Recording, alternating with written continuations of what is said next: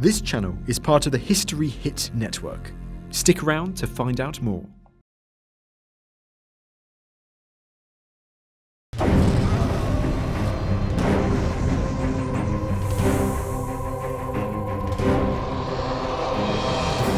The tales have been told since man first gathered around the fires of prehistory. Tales of the strange and wondrous things hidden in the vast unknown shadows of the world. Tales of creatures divine and beasts demonic, of gods and kings, of myths and monsters. From dark forests to the lands of ice, from desert wastes to the storm-thrashed seas, every corner of the earth has its legends to tell. Stories of heroes and the villains they encounter, of the wilderness and the dangers within. Stories of battles, of love, of order, and of chaos. But what are the roots of these fantastic tales? And why have they endured so long? In this series, we'll explore the history behind these legends and reveal the hidden influences that shaped them. War and disease, religious and social upheaval, the untamable ferocity of the natural world. And above all, the monsters lurking within ourselves.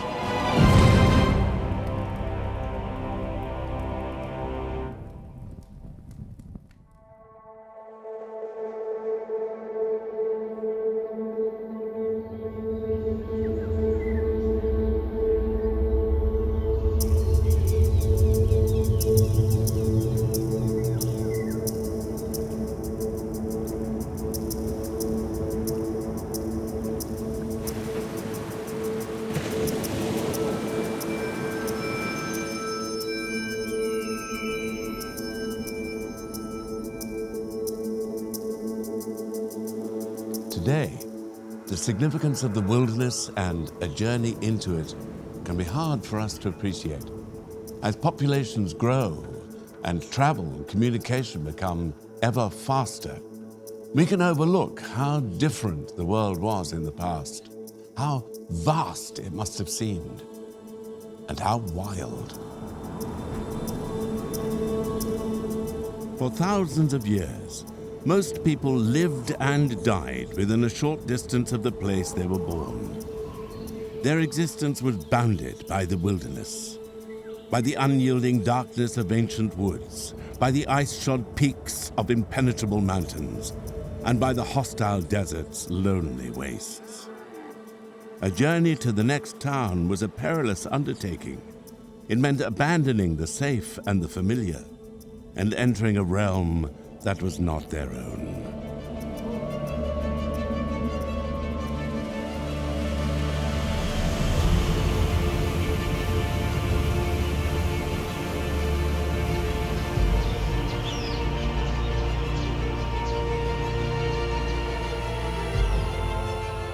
The wilderness is usually defined as somewhere that is uncultivated, uninhabited by humans, and it's often a liminal space.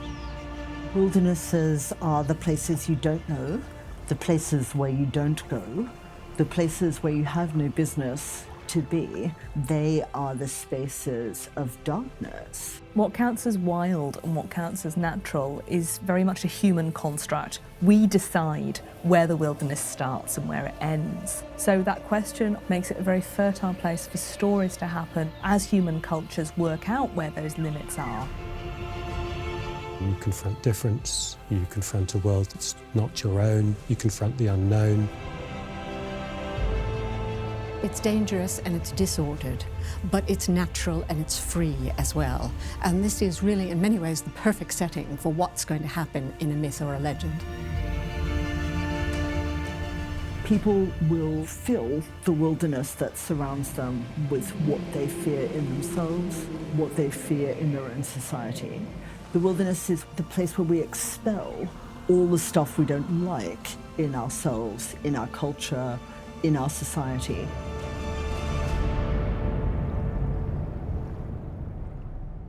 If you love history, then you'll love History Hit. We have tons of exclusive documentaries about the most important people in history that you will not find anywhere else. There is a great collection of religious history content available to History Hit subscribers, from the Crusades to the birth of Islam. There are plenty of topics to choose from for your next documentary fix. We're committed to bringing history fans award-winning documentaries and podcasts that you cannot find anywhere else. Sign up now for a 14-day free trial, and Parable fans get 50% off their first 3 months. Just be sure to use the code PARABLE at checkout. Such is the contradiction of the wilderness. It is both of us and not of us, surrounding us, yet at once strange and far away. For wilderness is as much an idea as it is a physical place, and a great deal can be learned about a people from the way they saw it, and from the stories they told about it. As much as people must have feared what lay beyond their walls, they also relied upon it. Seas threatened the fisherman with drowning, but they provided his livelihood too. The forest hid all manner of danger, but that was where the hunter had to roam. The trees can hide more than deadly creatures and lawless men, however. As the ancient story of Actaeon tells us, magic and madness can lie in wait, should we ever stray too far from the path.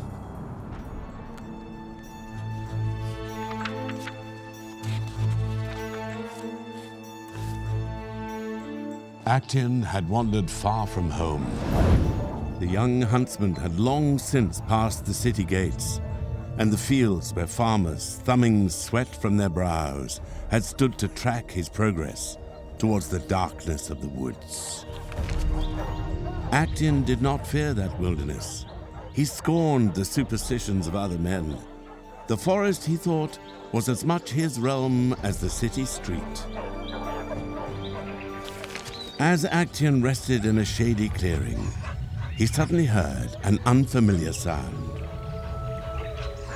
Drawn on by the strange music, Actaeon pushed deeper and deeper into the ever-thickening forest. He parted the last branches and stared into the grove beyond.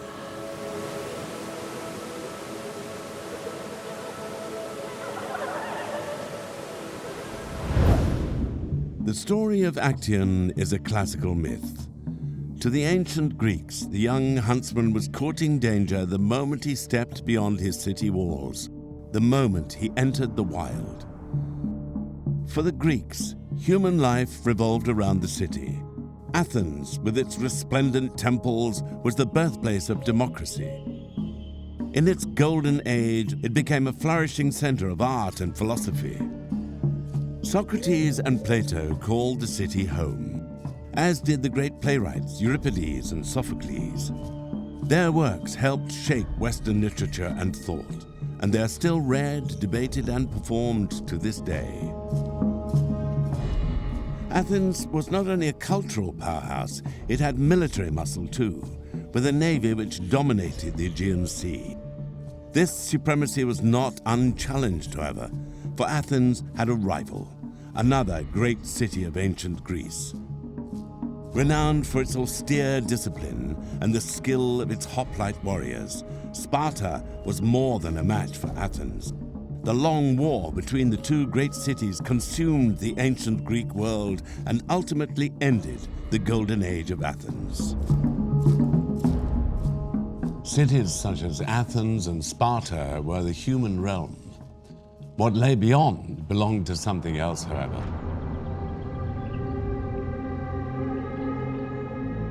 The ancient Greeks just didn't like the wilderness much, so they were profoundly unenthusiastic about anything that we would see as wilderness. They simply saw it as somewhere that you didn't want to be. The Greeks have this view that if you're out in the wilderness, there's always this risk of walking over the boundary, of crossing into the divine. The Greeks regarded the wilderness as so scary that the god they created to inhabit it, the god Pan, is the god from whose name we get the English word panic.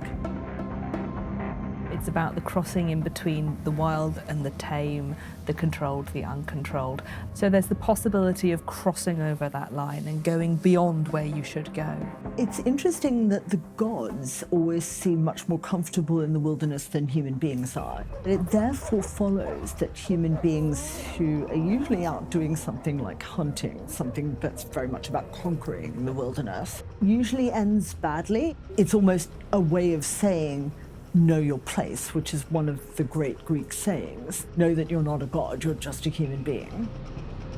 There's a very real sense for the Greeks that that boundary between where humans are and where the divine is very thin. And if you're out in the wilderness, if you're out in the wild, you can just drop through it without meaning to. To the Greeks, the wilderness was a frightening place where the laws of society held no sway. It belonged instead to the divine, to the monstrous, to the mad. It was a place of taboos broken and punishments terrible. It was everything a city was not. As such, it fulfilled an important role for the Greeks. By exploring what lay beyond the boundaries of society, people defined what lay within them as well. By telling stories of the monsters outside, they better understood those within.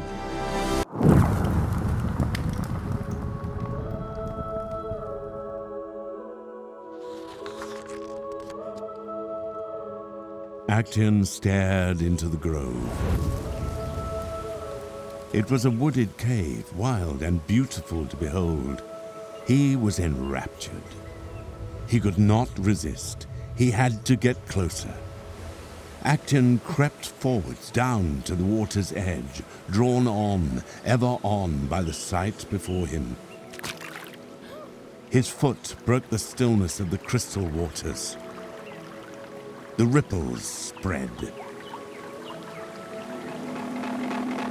Suddenly, dark eyes turned on the intruder, for those were no mortal creatures. This was the goddess Artemis and her nymphs, Artemis of the wilds, of the hills, of the moon. The goddess stood, cloaked in her wild fury. Actaeon ran. Actaeon's encounter with the goddess Artemis would not have surprised the ancient Greeks. For them, the wilderness was no place for man.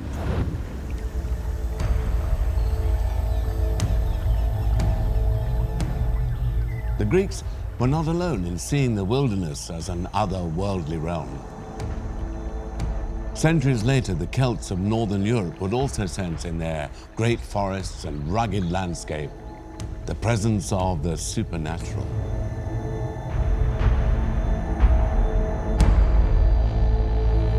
The Celts were a pre-Christian people. Their origins in Central Europe date back as far as the 9th century BC. At its height, Celtic culture spread as far south as the Iberian Peninsula and as far east as modern Turkey.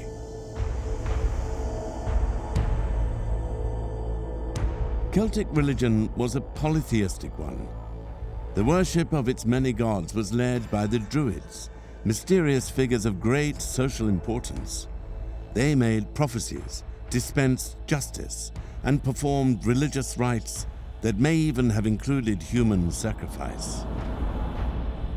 Celtic society and the age of the Druids was threatened, however, by the growth of the Roman Empire. Most of our sources for the Celts are Roman sources, unfortunately, rather than surviving Celtic sources. The Celts didn't write their stuff down and the Romans did. So we have Julius Caesar's horrified account of Celtic sacrifices in oak groves, and oak groves with bits of sacrificed people hanging off them. So that's the first encounter between the Romans and the people that they came to call the Celts. And it's an encounter fraught with horror and dismay. Interestingly, the Romans never called the Celts Celts. They call them Gauli, Gauls, or Britanni, Britons basically. So they don't actually use the term Celts. So clearly they were aware of this slightly disparate group, which was nevertheless pressuring on their desire to establish a huge empire. The Roman authorities suppressed the Druids, who disappeared from the written record in the 2nd century. Much of the Celts' unique cultural heritage was preserved only as an oral tradition, and so it was lost, along with the Druids. The Druids were a challenge for the Romans because they were very, very secretive. They didn't like even writing down what their beliefs or their rituals were, and that was a problem. The Romans found it very hard to get to understand what it was that they were facing. Faced with all that secrecy and denial, they decided that the easiest thing would be to get rid of it completely. The Romans' attitude to the Druids was the same as their attitude to any group that they were going to take over. If there was a locus of power in that group, it had to be suppressed. By 500 AD, the once widespread Celtic people are to be found only in northern Europe, in parts of Britain, France, and in Ireland.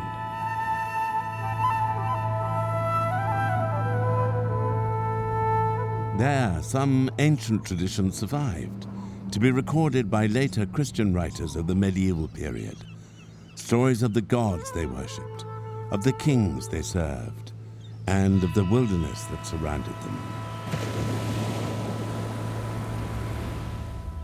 The Giant's Causeway on the coast of Northern Ireland is today a UNESCO World Heritage Site. Its 40,000 geometric rock columns reach heights of over 10 meters, and they stretch from the cliff edge to the sea and beyond. We now know them to be the result of ancient volcanic activity, but the Celts had another explanation. To them, the causeway was the work of legendary giant Finn McCool. He was challenged to a fight by a Scottish rival, so built a great bridge of stone over the sea, so the two could meet without wetting their feet.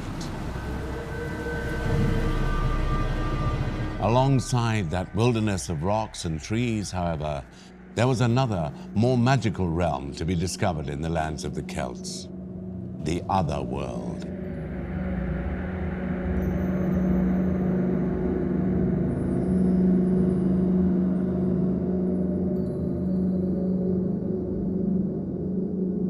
The Celtic otherworld was a supernatural realm, a realm that existed alongside of our own and parallel to our own.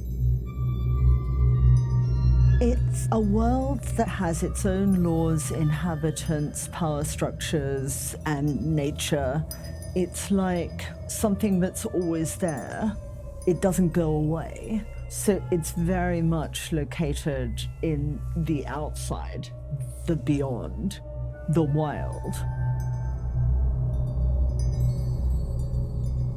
A glimpse might be seen in the clouds or the fleeting mist, in the half-light or in the shadows.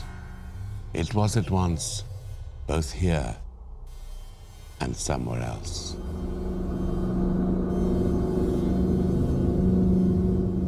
Stories of humans entering the elusive realm are found throughout Celtic mythology.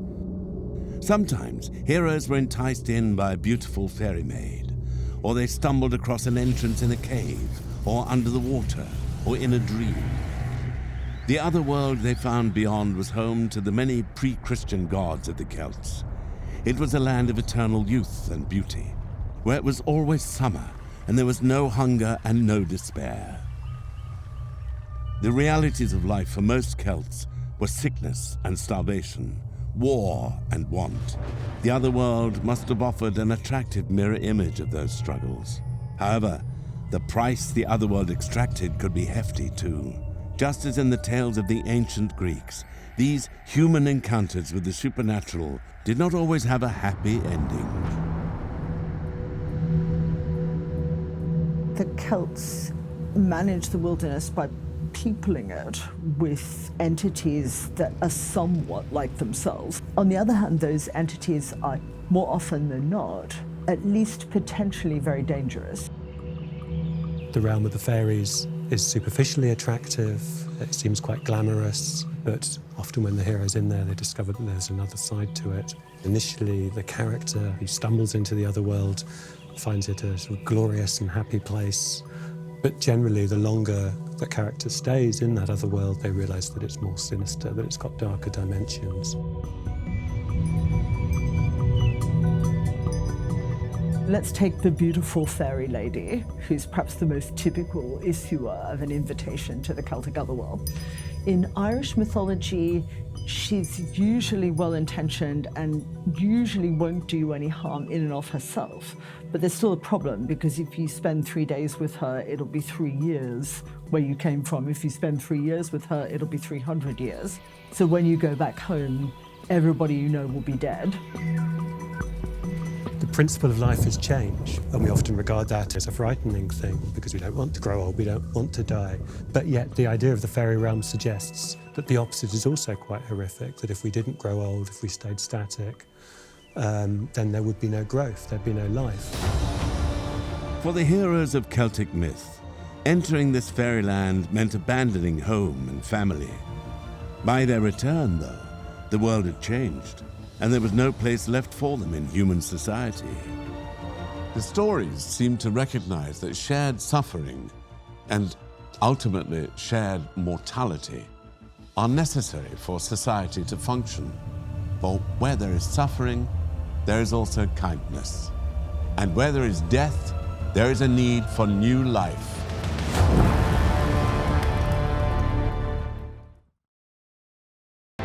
Actaeon heeded not the rocks underfoot, nor the branches clawing at his tunic, slashing at his face.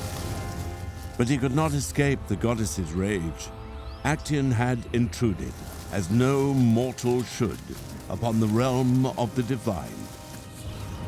He would have to be punished. As he ran, the bones of his face began to split and reform.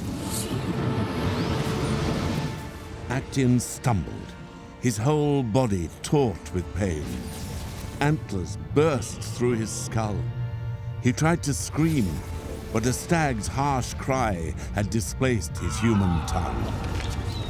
The dogs he had left behind stirred from their rest. That familiar scent. It quickened in the mouth of every hand. Excitement quivered through the pack. A stag. The hunt had begun. Actaeon is transformed from man into stag. His dogs change from loyal companions into fanged predators. The transformation of these dogs strikes at a very human anxiety. Our communities are ordered. Laws govern our behavior. Crimes are punished. But in the natural world, it can seem that chaos reigns. Like Actaeon and his hounds, our grip over the wild is only ever a tenuous one. Some things are beyond our control. We are at all times exposed to the random ferocity of nature.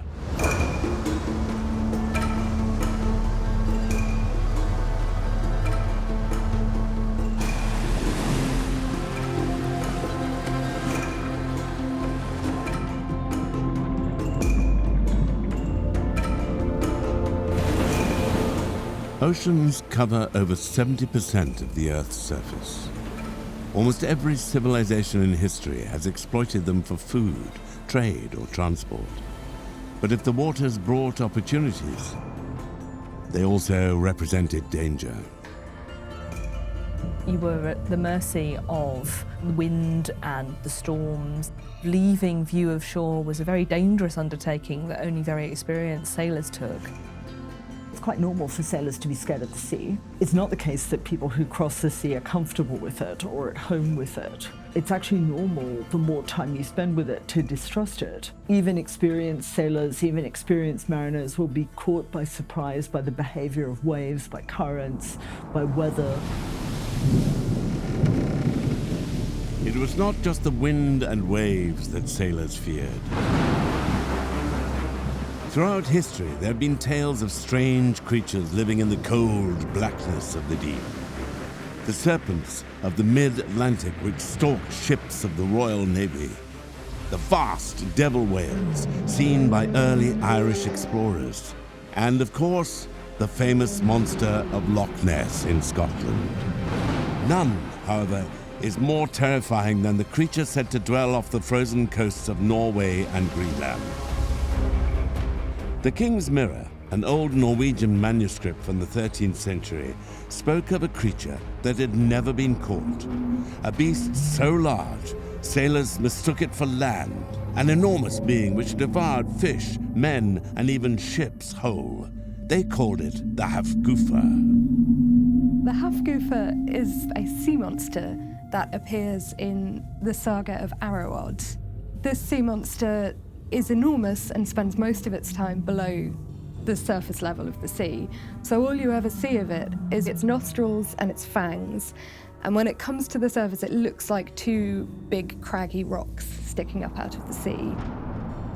Its name is made up of two elements, the Old Norse words for sea, haf, and gufa, which is steam or vapor. So perhaps it's something about this monster's breath as it comes to the surface, looking like sea mist. It's a sort of sea-going nightmare that illustrates the way that the ocean's depths are the ultimate wilderness, the ultimate unknown space. The stories circulated among fishermen and traders of the north for decades. Some likened the creature to a giant crab. Others said it was more like a squid, with enormous tentacles that ensnared boats and sailors alike. All agreed, though, that not even the greatest ships of war could resist its attack. Over time, a new name emerged and stuck. The beast was dubbed the Kraken.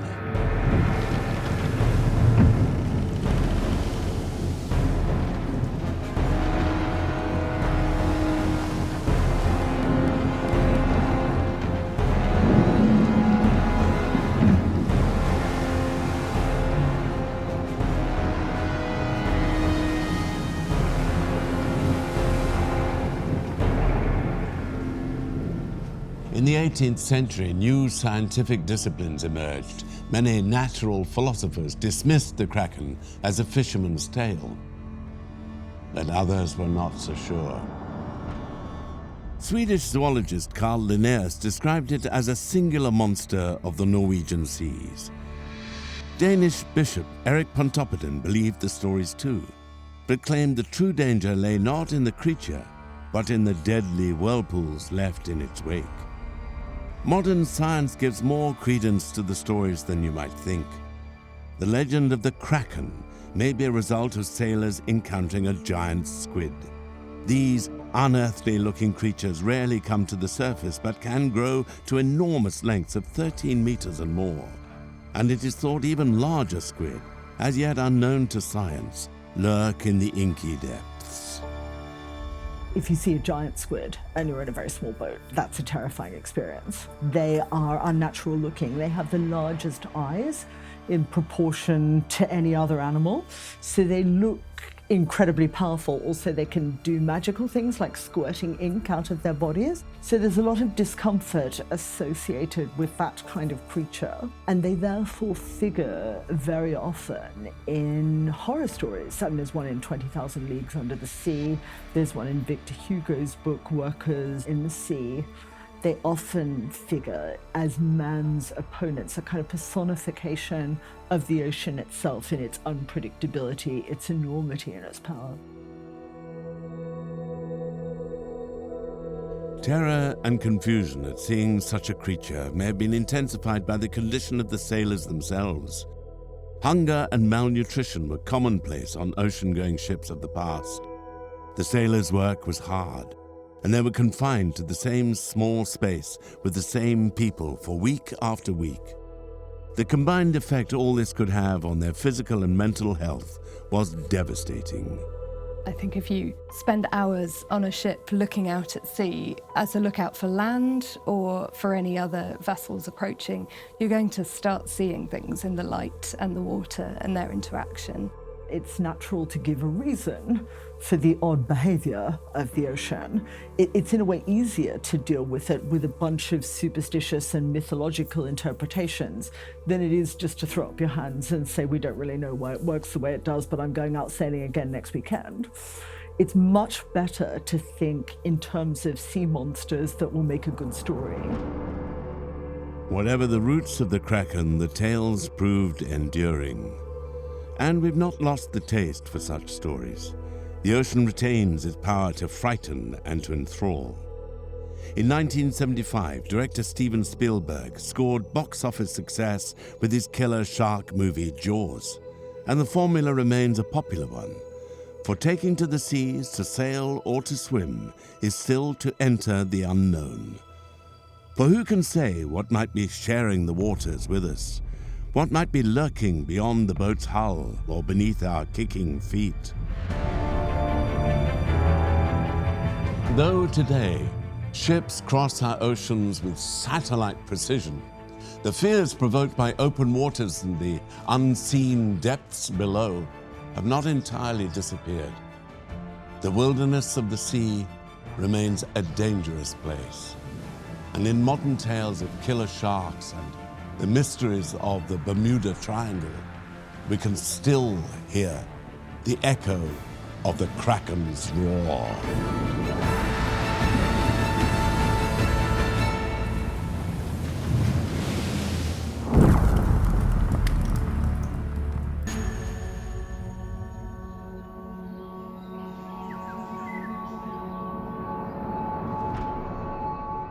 For thousands of years, Europe was cloaked in forests. Even the largest of its settlements and cities were mere pinpricks of light among a vast wooded darkness. It should be little surprise then that the forest is a common setting in the continent's myths and legends. It was both mysterious and familiar, dangerous, but within touching distance of home. It was a place of magic and adventure, a wilderness that lurked all too accessible at the bottom of the field or beyond the city gates. The wood is one of those wilderness spaces in which scary things that you've never met before and can only imagine might lurk. Forests do tend to have a particular value in the profile of that particular culture. Forests are the places where the people who haven't succeeded in the arable lands end up. They end up there because they can afford to live there, because nobody owns the forest. You can't stop them from living there. They're therefore associated with the fear of not making it, with the fear of failing your family, your children, failing to provide.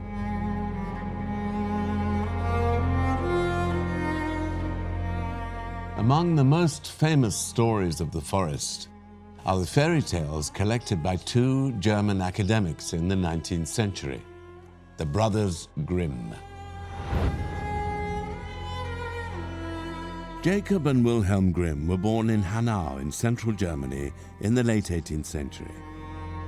Their childhood was one of comfortable affluence until the death of their father in 1796 plunged the family into poverty. This traumatic upheaval affected the young brothers deeply. Relying on each other for support, the two became inseparable.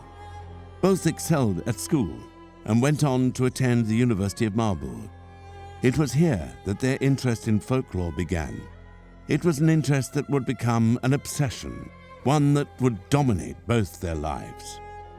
Building on the work of French academics such as Charles Perrault and Baroness d'Aulnoy, the brothers began a patriotic project to collect the folk tales of their own land.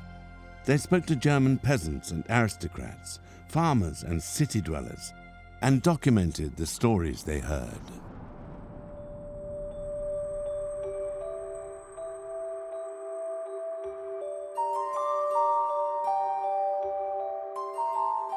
The Grimm tales were collected from people who lived in Hesse, which, though it was quite industrialized by the Grimm's time, had a lot of woods in it.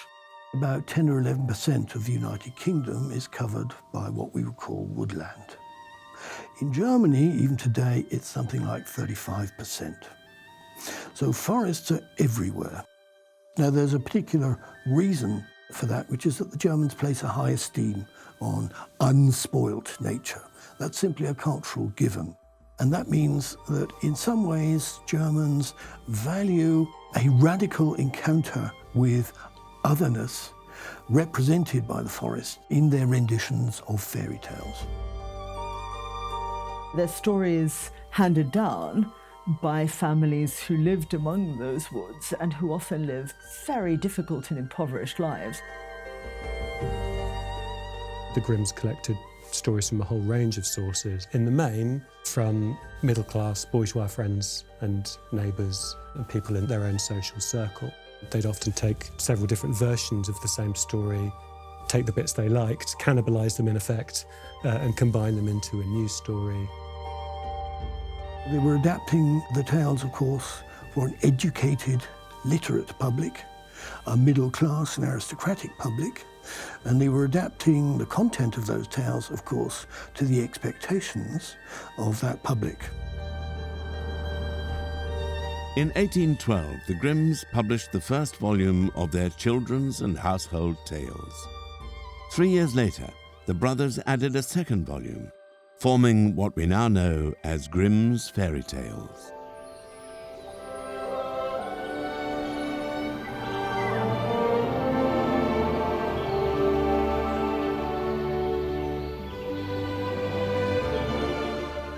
After its initial publication, the brothers spent the next 4 decades revising and expanding their collection.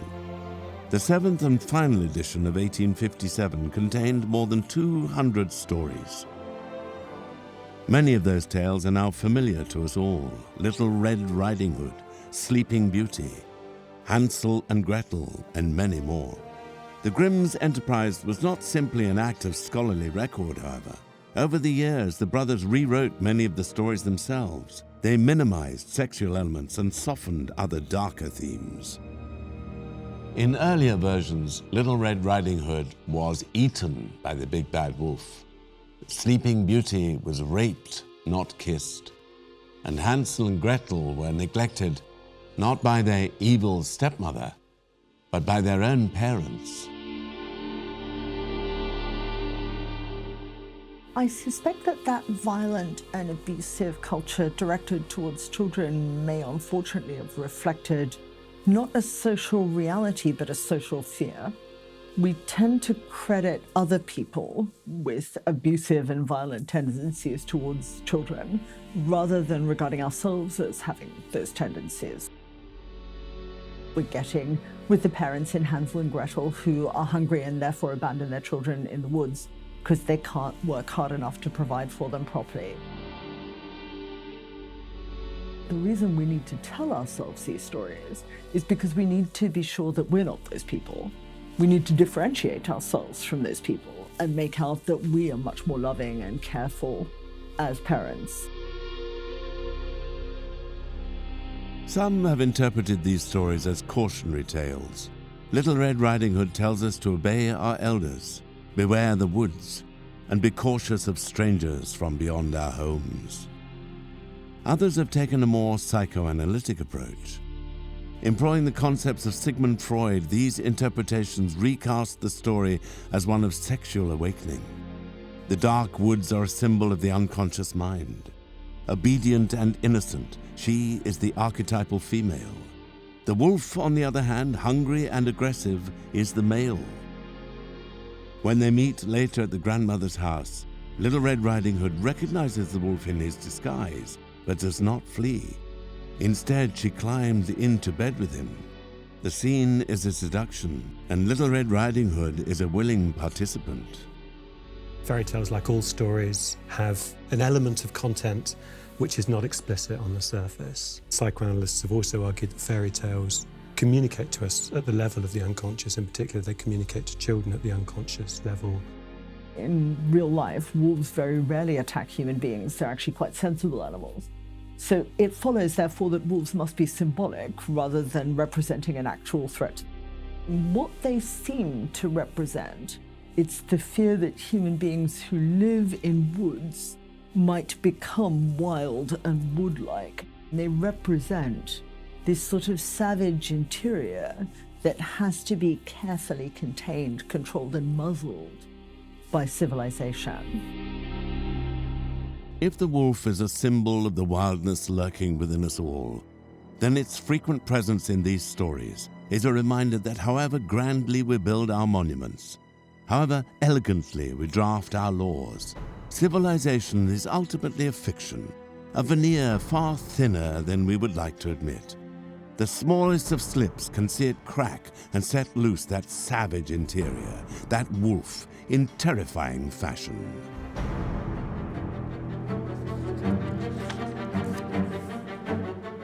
Hurtling through bush and trees, Actaeon's hounds streamed after him as never before. The transformed huntsman urged his unfamiliar limbs on. Close behind was Blackfoot Melampus, swift as the wind. Beside him, Snatcher, fiercest of all, and Shepherd, his favourite, who knew not his master's call. Actaeon crashed on through the woods, but the trees closed tight around him.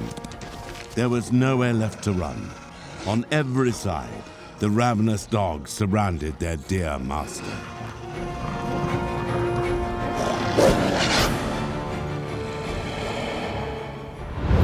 Teeth sank into flesh, tearing and slicing, ripping and biting.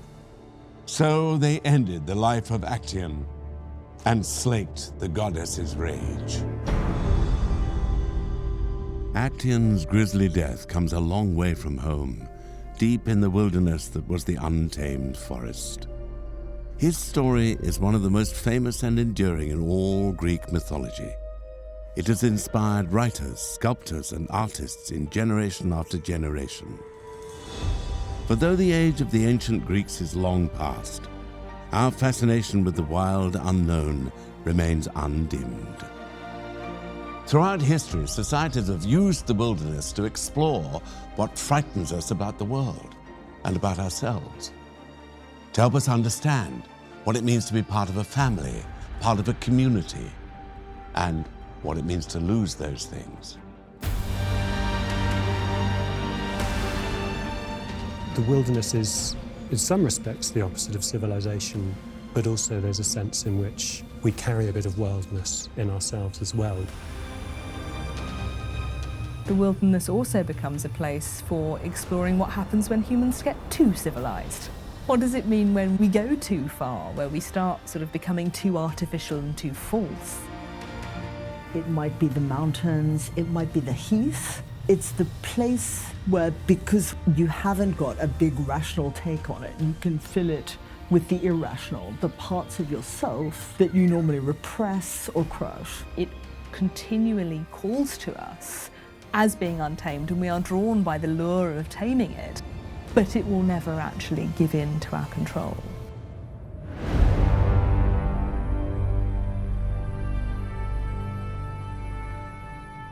Today, perhaps we like to think we pushed the wilderness back, but though our cities may now stretch to the horizon, we can never banish the wilderness entirely. We can sense it in the silence of a deserted wood, or in the roar of a storm breaking over a distant mountainside. But it is with us always. Our maps may grow ever more detailed, but the wild unknown will always lurk at the edges.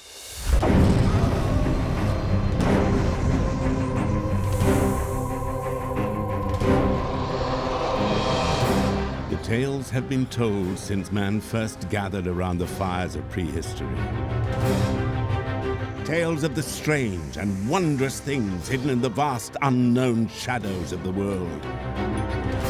Tales of creatures divine and beasts demonic, of gods and kings, of myths and monsters. From dark forests to the lands of ice, from desert wastes to the storm-thrashed seas, every corner of the earth has its legends to tell. Stories of heroes and the villains they encounter, of the wilderness and the dangers within. Stories of battles, of love, of order, and of chaos. But what are the roots of these fantastic tales? And why have they endured so long?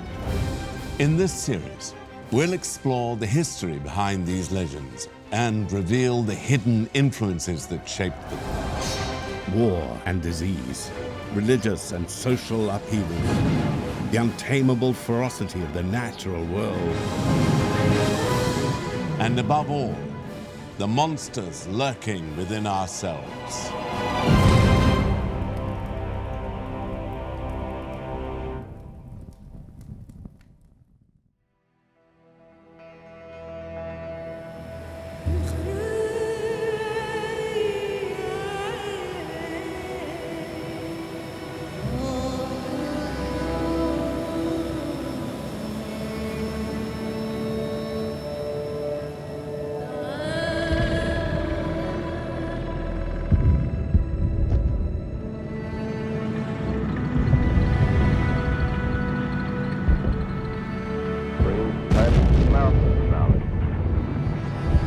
No fire was encountered during the initial landing. However, by mid-afternoon, fire was being raised.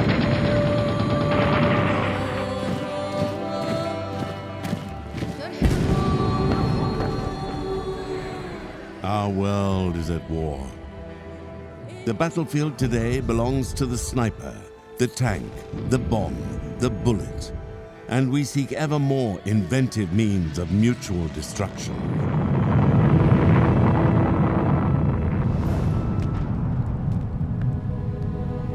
But why do we fight?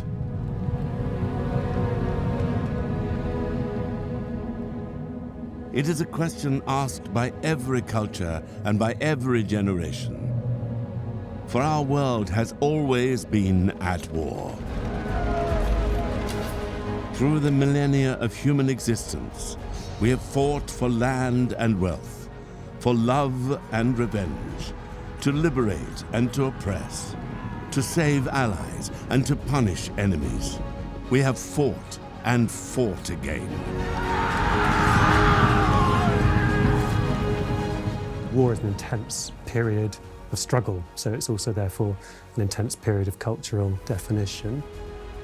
War allows you to see the ethical priorities of a culture that's created it. How do we cope with people we've captured?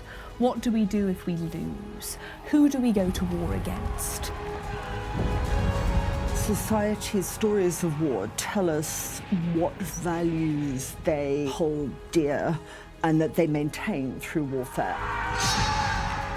They're a way of incorporating unpredictable forces into a belief system that help people to make sense of things that they couldn't prevent or predict. In a society's representation of war, it represents what it thinks of itself, what its ideals are. It determines what values the culture holds dear. Whether by choice or necessity, war has been a constant in human history, and all civilizations have had to grapple with the questions it raises. The stories we tell of war, the justifications we find for violence, and the condolences we seek for loss all reveal something about our values as individuals and as societies.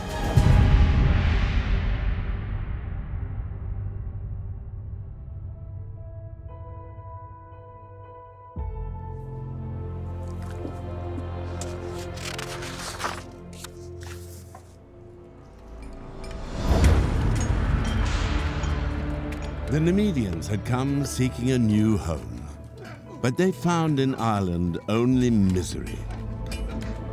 For they were enslaved by the Fomorians, cruel ogres renowned for their greed.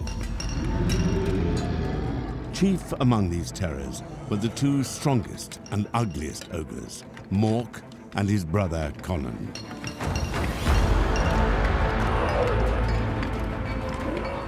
The fruit of the Nemedians' labor they seized for themselves. But the Nemedians had not come so far to be slaves forever. One man stood against their foe. Fergus Redside was his name. He was the son of the great hero Nemed himself. He stirred rebellion among the huts and shacks of the Nemedian villagers. No longer would they bear the oppression of Colin and Mork. They wearied of their servitude. They readied themselves for war.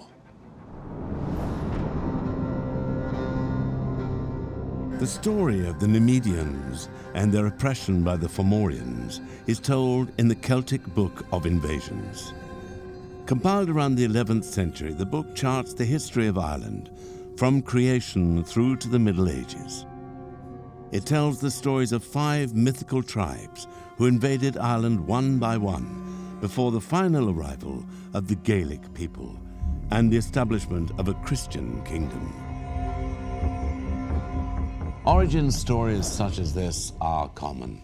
Almost every civilization thinks it is special and develops a myth of its beginnings to prove it.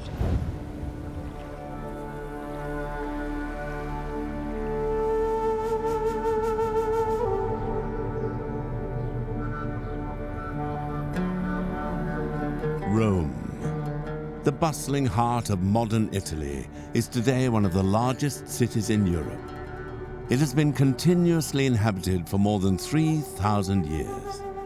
And everywhere in the city can be seen the remnants of that long history, relics of an age when the city ruled the world.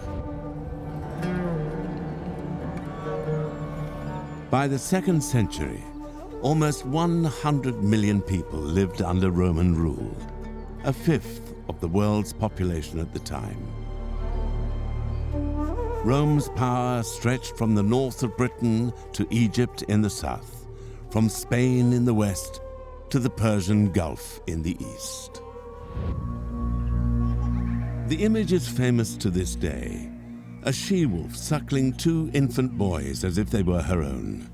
These were the twin brothers, Romulus and Remus. Their grandfather, the king, had been usurped and the boys banished from home. Thanks to the she-wolf, however, they survived long enough to be found by a shepherd who raised them as his own. Growing up, the twins discovered their birthright and helped their grandfather retake his crown. They then set out to found a city of their own. Each began construction in a different place, and the dispute soon took a violent turn. When Remus mockingly leapt over his brother's budding defenses, Romulus responded with a fatal blow and the words, "So perish anyone who attacks my walls." The foundation of Rome rests on fratricide, brother killing brother. It's not a positive place to start your story.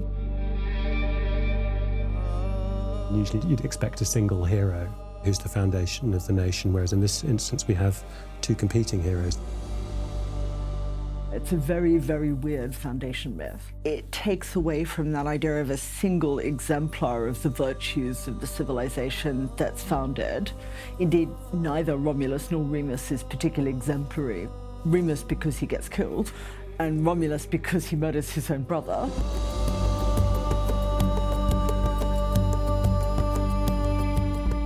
The tale troubled and intrigued the Romans, especially as it was regarded not as myth, but as history, and history that could be seen and touched. The temple of Jupiter Stator by the Forum was said to have been founded by Romulus himself. For centuries, his hut was preserved on the Palatine Hill, and Romans could even visit the cave where the she-wolf was said to have cared for the infant boys. We might expect them to be a bit awkward about this story, but they're not. They tell it again and again and again. It's recorded in the primary sources. It's recorded as something that is an important part of what it means to be Roman. It was grounded very much in the physical location of Rome, as the whole of the Romulus and Remus myth is. It was very much about the roots these people had in this particular patch of ground, which is why we always talk about the Roman Empire. Despite how far it spreads, we always come back to Rome, to these particular locations that always remain very vividly part of the Roman identity. Some identified in the story the seeds of violence which Rome would later use to conquer the world. Others saw in the deadly struggle between brothers a cruel omen of the civil wars that would split the Roman Empire again and again. Attempts were made by poets and politicians to soften the tale of Romulus and Remus, or replace it with other more sanitized accounts of the city's origins. The Romans were very good at understanding that myths and stories had the capability to be told and to be shaped and to be retold and reshaped as you needed to do so. So there were alternative versions told.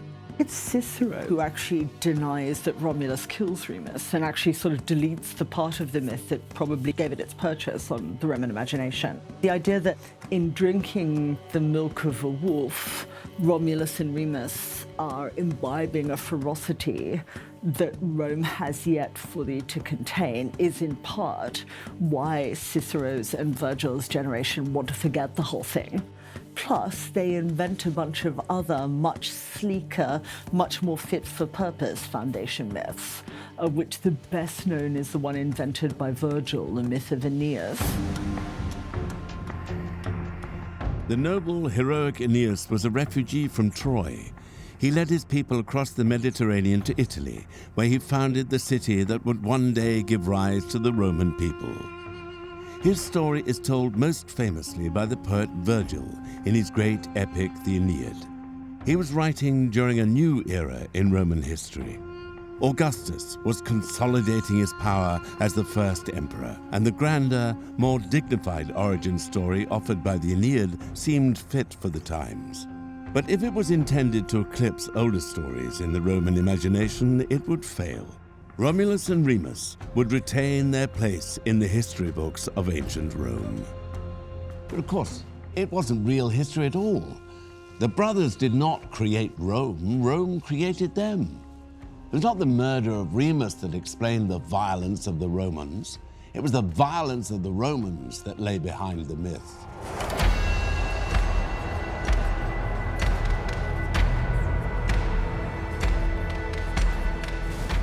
Military life goes through all aspects of Roman society.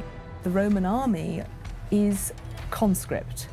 It's not a volunteer professional force. And that means that you have a very high proportion of people in Rome, broadly speaking, who either will have been in the army or will have relatives who have been in the army. So there's a knowledge and a familiarity with military matters that is very deeply embedded in everyday life and everyday activity. He does one really interesting thing that's very important for Roman ideas of the self and the relation between the individual and the city. And that is, he's killed by Romulus. So the point of the story then becomes, even my brother is less important to me than defending Rome. It's Rome above all. Remus is there to show that Romulus is willing, and all Romans must be willing, to sacrifice familial ties for the city. Perhaps that is why the bloody story of the twins endured. No finer mirror of the city's character could be found. In one act of fraternal bloodshed, the myth taught Romans that the success of their city relied not only on violence, but on sacrifice. Rome was great, but so was the price paid.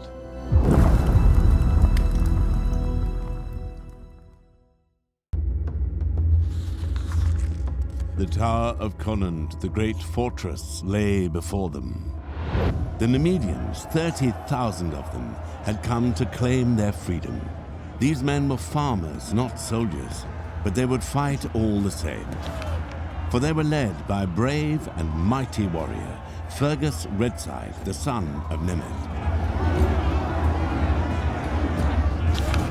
From the high tower, Conund watched them gather with an outraged snarl.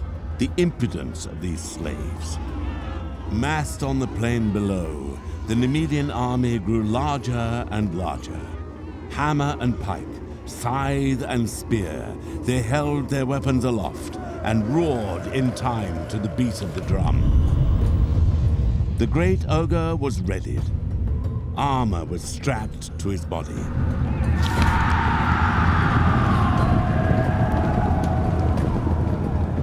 The men raised their swords. The drums grew louder.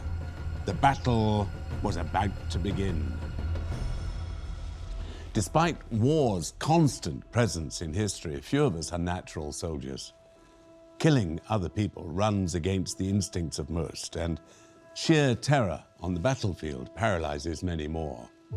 It's no surprise, then, that throughout history we find enemies dehumanized and the glory of a heroic death magnified.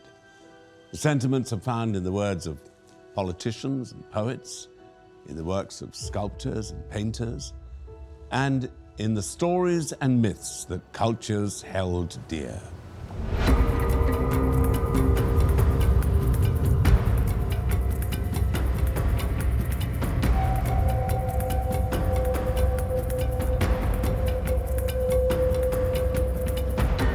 The frozen north is no place for the faint-hearted. Its winters are long and dark. It is a land of sheer cliffs and deep fjords, of rock and ice. To live in such a place is to battle against the elements, and such extremes of nature perhaps produce extremes of man. The Norse lived in Scandinavia between the 8th and 11th centuries. It was a society that extolled war and battle, whose daring warriors crossed continents in search of glory. What lay behind their success was a mastery of sailing. In 793, the Norse launched a raid on Lindisfarne, a sacred island off the northeast coast of England. The monastery there was looted and its inhabitants slaughtered. The age of the Vikings had begun.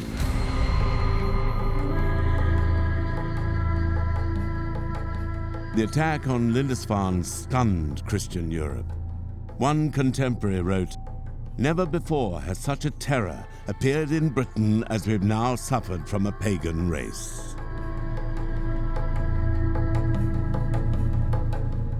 I think there were two quite important factors about the Norse that made them appear genuinely shocking.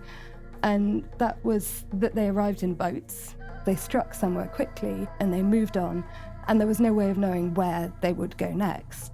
And also, there's the whole culture clash. You can't say that the Vikings and the Norse ever raided because they were thinking about religious differences.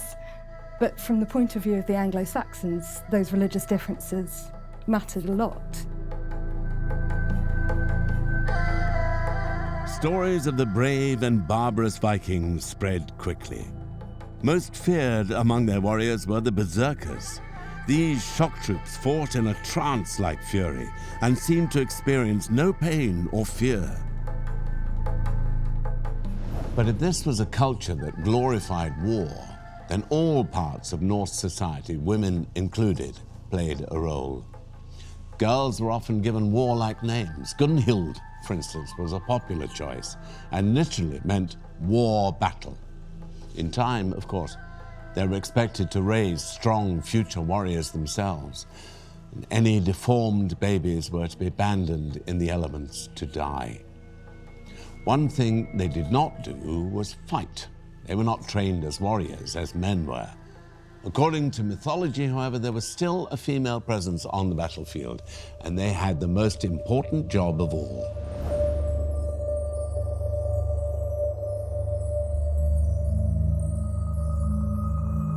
The Valkyries are immortal warrior maidens whose job it is to decide which warriors get to fall in battle. They were then tasked with taking the souls of the dead warriors to Valhalla, which is in effect the afterlife presided over by the god Odin.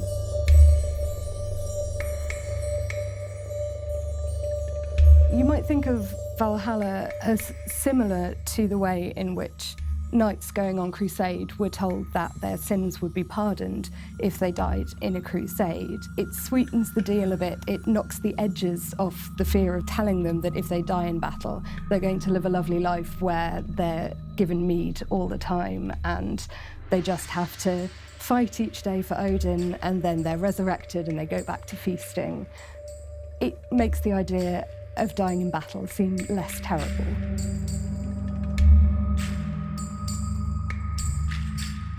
The promise of Valhalla must have offered comfort to the fearful before battle, and solace to those grieving afterwards.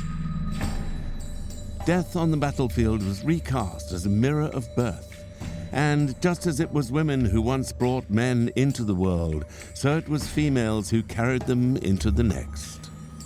The gender of the Valkyries is often bound up in the roles that they perform in the myths. So in Valhalla, when they're bringing the mead cup round to the warriors, this is very much the role of the noble woman in society as well. It's what the hostess would do at a great feast or a gathering in a king or a lord's hall. Fate figures are nearly always female in all European mythologies. There is an unbelievably creepy Valkyrie moment in Njál's saga, where you actually see the Valkyries weaving with men's intestines and using men's severed skulls as weights. Instead of the tools of the trade, they have a shuttle that is a spearhead, and they beat the wall with a sword rather than the standard wooden tool that they'd use. Weaving is normally a virtuous thing for householders to do, but these women are weaving with guts and heads, so they're doing something that's on the one hand really uber feminine, but on the other hand is a creepy inverted version of it. Stories of war and the Valkyries are found throughout Norse mythology. The gods constantly fought amongst themselves and against their rivals, the giant and monstrous Jötnar. But were the Norse as belligerent a people as we often think? Is their reputation for violent banditry, which remains to this day, a fair one? Were they all Vikings?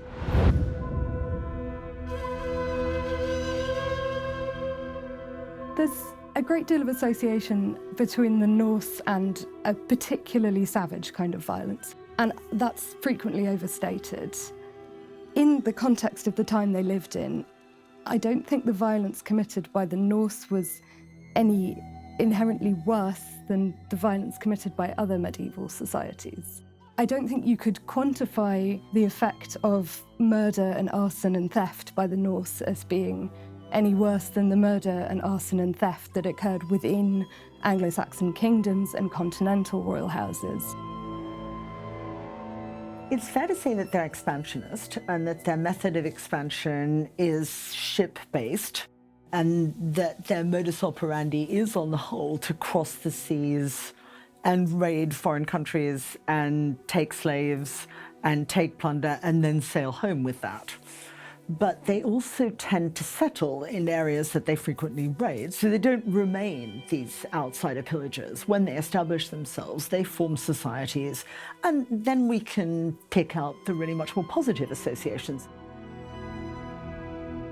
The bold spirit of the Norse saw them dominate England and found settlements stretching from the Black Sea to North America. But this golden period was fleeting. By the middle of the 11th century, Christianity had supplanted the indigenous faith. The Valkyries flew no more. The Viking Age was ending.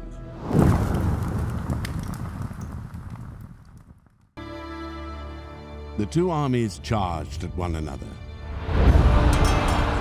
Thrusting and slashing, cutting and stabbing, so the enemies met.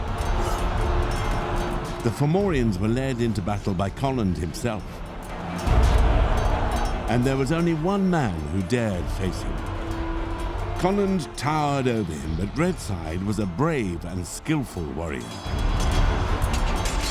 Back and forth, the two champions fought, metal ringing on metal, each waiting for the other to slip, for a chance to end the battle with one fatal blow. Still eager, still strong, Conland charged. But it was a ruse. Redside dodged the mighty ogre's sword and lunged forward, his own blade flashing. The great ogre roared out in pain before collapsing to the ground with a mighty thud. Conland had fallen. No battle is without loss, and even victory cannot displace all the pain, grief, and anger. The scars of combat can run as deep in the mind as they do in the body. And the greatest stories of war know this.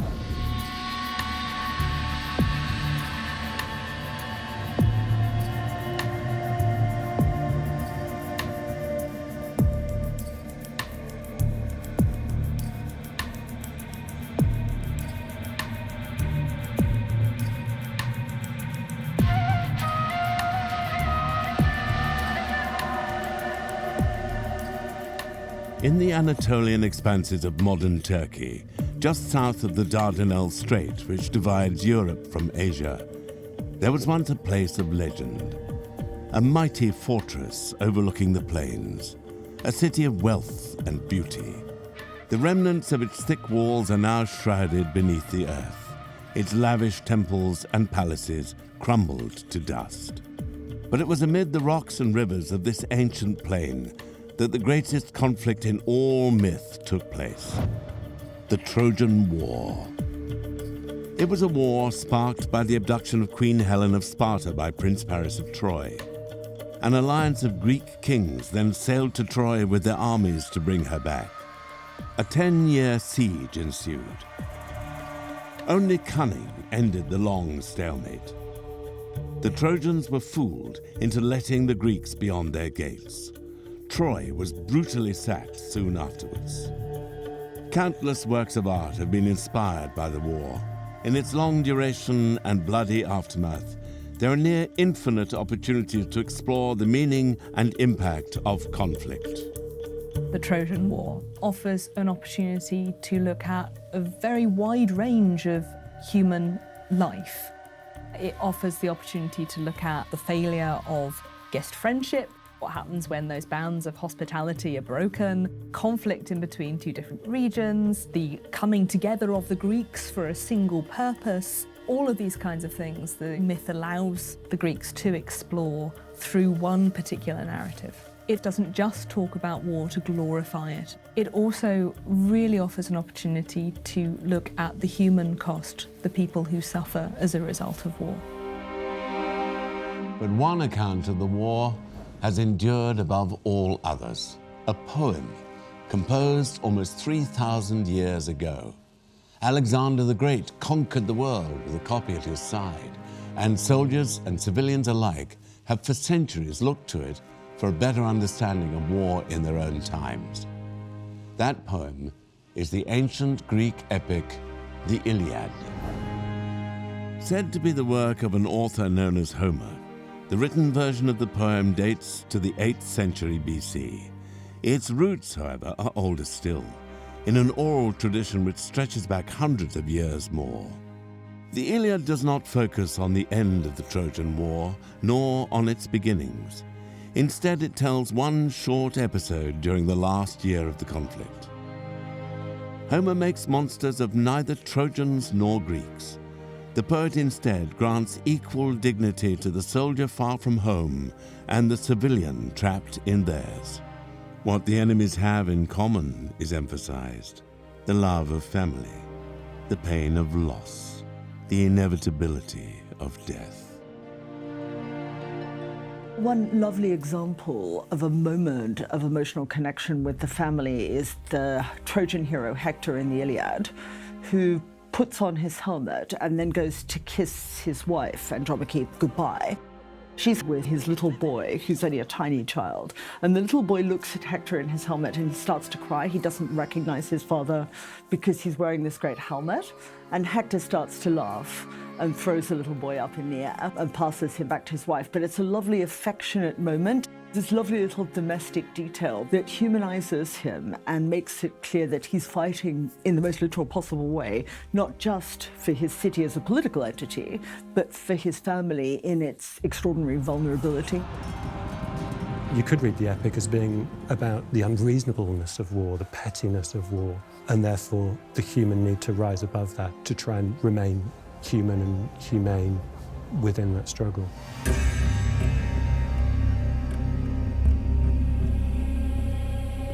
Hector falls in combat at the hands of the Greek hero Achilles.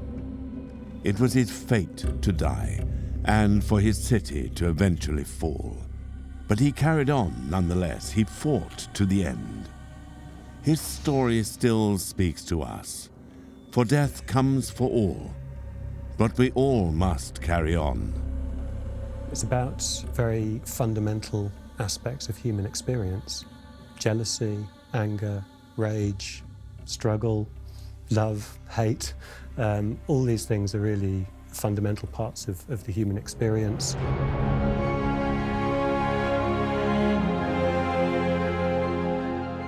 Every generation that has read the poem has repurposed its characters and events for their own times. After the fall of Rome, however, Homer's text was lost to Western Europe for centuries. But after rediscovery during the Renaissance, the Iliad went on to become a foundation stone of Western literature.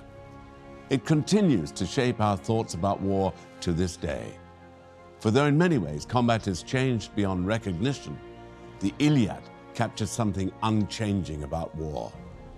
The poem glories in it and damns it just the same.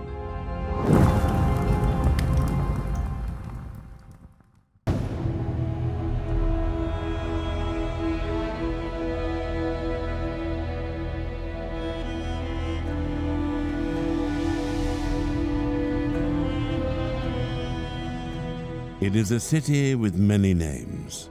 First, it was Byzantium. Later, it became Constantinople. But to many, it was just the city. And though we may not recognize it, that is how we know it to this day. For Istanbul is derived from the Greek words "estin polin," meaning to the city.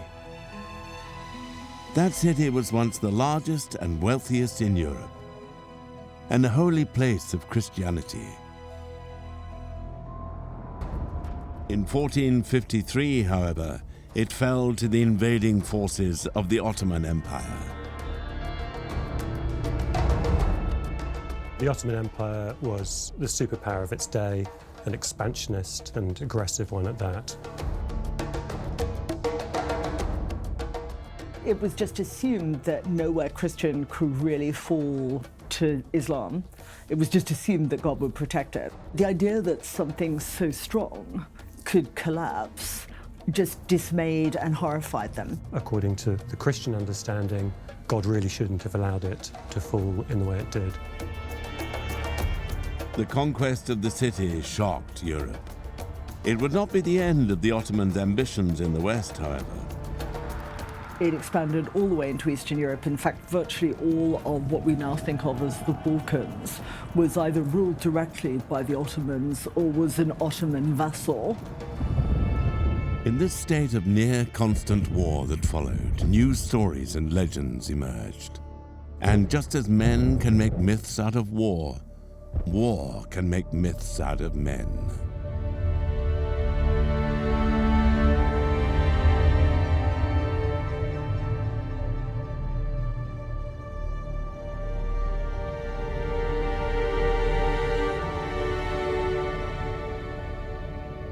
Wallachia was a small principality in what is modern-day Romania.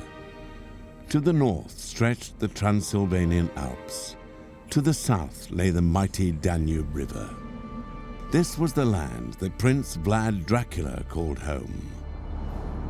Between 1448 and 1476, he ruled Wallachia on 3 separate occasions.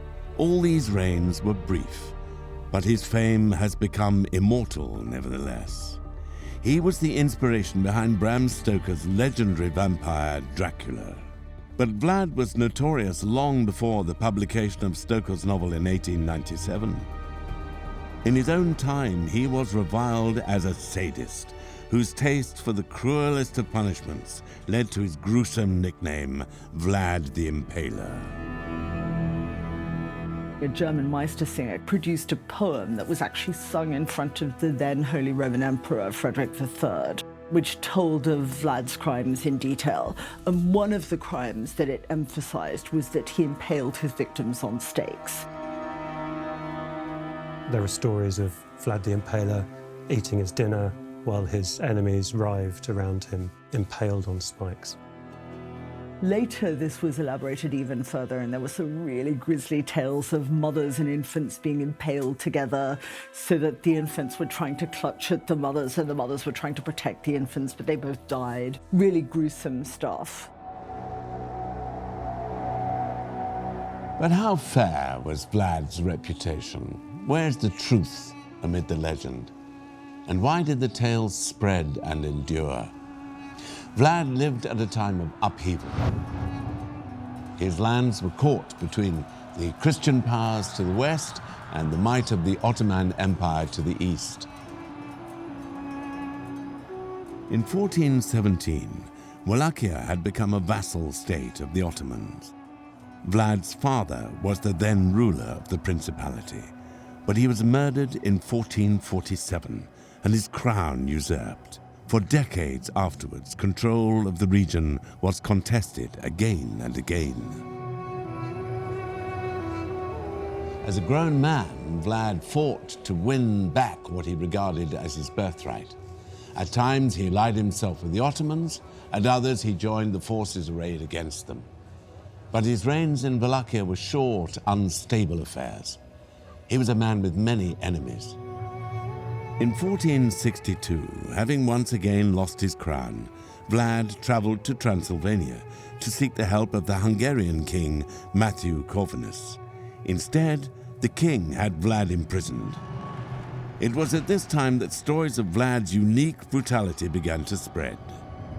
As soon as you have a war, hostilities of any kind, the atrocity stories begin. People really got off on exaggerating the evil Eastern European weirdness of this guy, and it just got more and more exaggerated and peculiar as the Western presses churned it out. Even in his own lifetime, the man was becoming myth. And the stories of the cruelty and wickedness of Vlad Dracula did not disappear with his death in 1476. But legends are changeable things. Once a man becomes myth, he can be repackaged and repurposed again and again.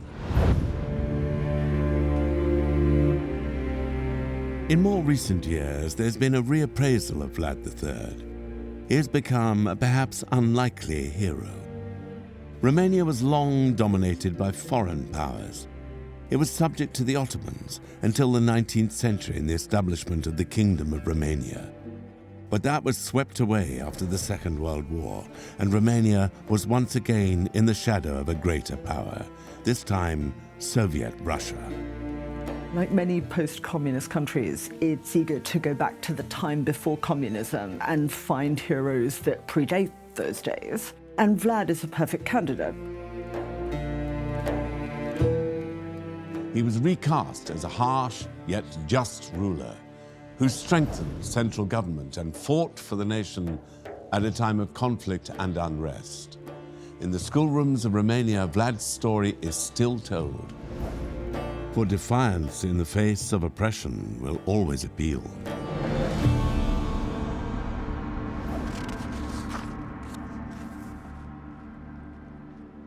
The battle was over. The Numidians celebrated. It was Fergus Redside who had triumphed, but few in his army had escaped the battle with the Fomorians unharmed. And as they tended to the wounded, a dread sound echoed across the island. It came from the sea. A fleet of ships cut through the waves towards them. It was another Fomorian army. Mork, brother of the defeated Colin, was already come for revenge.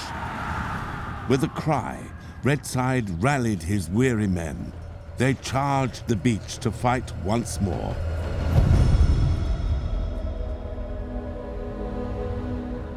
In the battle that followed, not one fled from the other. Redside and Mork, Numidian and Fomorian alike, they fell in mutual slaughter. The beach was stained crimson with their blood. Of the 30,000 Numidians who had come to win their freedom, just 30 survived. This mournful band of the wounded and the weary seized a Fomorian ship. They sailed away, far from Ireland, and far away from the cruelty of the Fomorians. The defeat of the Numidians in the Celtic Book of Invasions paves the way for the arrival of the Irish people themselves. The book made war a part of their origins, of their identity as a people, as it was for so many others. From the time of the Romans to that of the Norse, from the golden age of ancient Greece through to this very day, the character of individuals and of nations has been shaped by myths of war. They can tell us where we've come from and where we go after death. They tell us what makes us different from others and what we have in common. They tell us what we cherish, what we deplore, what we aspire to, and what we fear. They tell us who we are. The weapons of war have changed down the centuries. And though battles on the field may look different today, the battles within us remain much the same.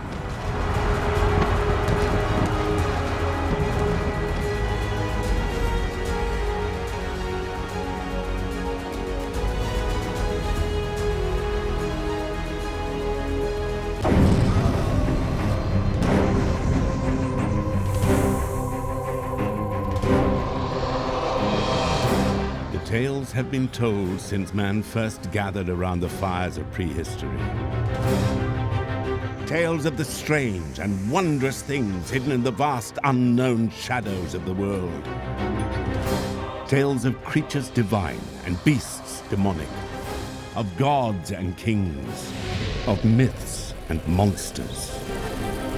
From dark forests to the lands of ice, from desert wastes to the storm-thrashed seas, every corner of the earth has its legends to tell. Stories of heroes and the villains they encounter, of the wilderness and the dangers within. Stories of battles, of love, of order, and of chaos. But what are the roots of these fantastic tales? And why have they endured so long? In this series, we'll explore the history behind these legends and reveal the hidden influences that shaped them. War and disease, religious and social upheaval, the untamable ferocity of the natural world.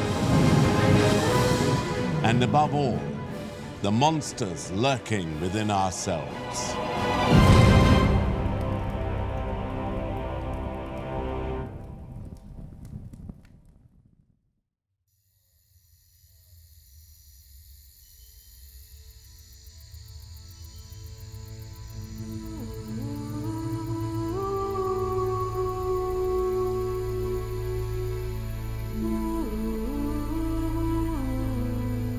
Love is patient.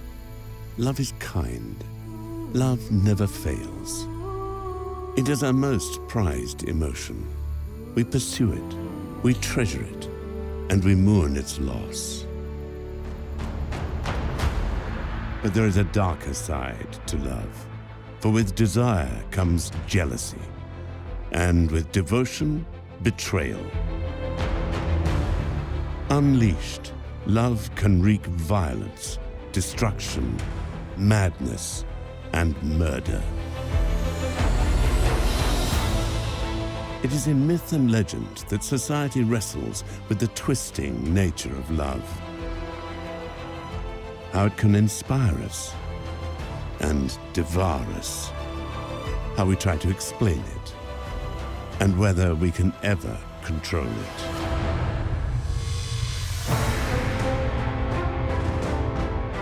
Love stories can tell us about the value placed on love, about the significance given to it, about how it was conceived.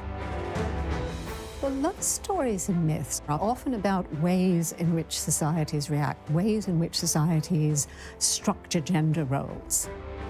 What always strikes me about them is how few stories we would call love stories in the ancient tradition don't somehow rest on a power imbalance. They are really telling us about the fears, the aspirations, and often the dynamics in the society in which they're told. What it tells us is that we're not the rational human beings that we think we are, that we're also big squashy tubs of deep feeling that we can't altogether manage.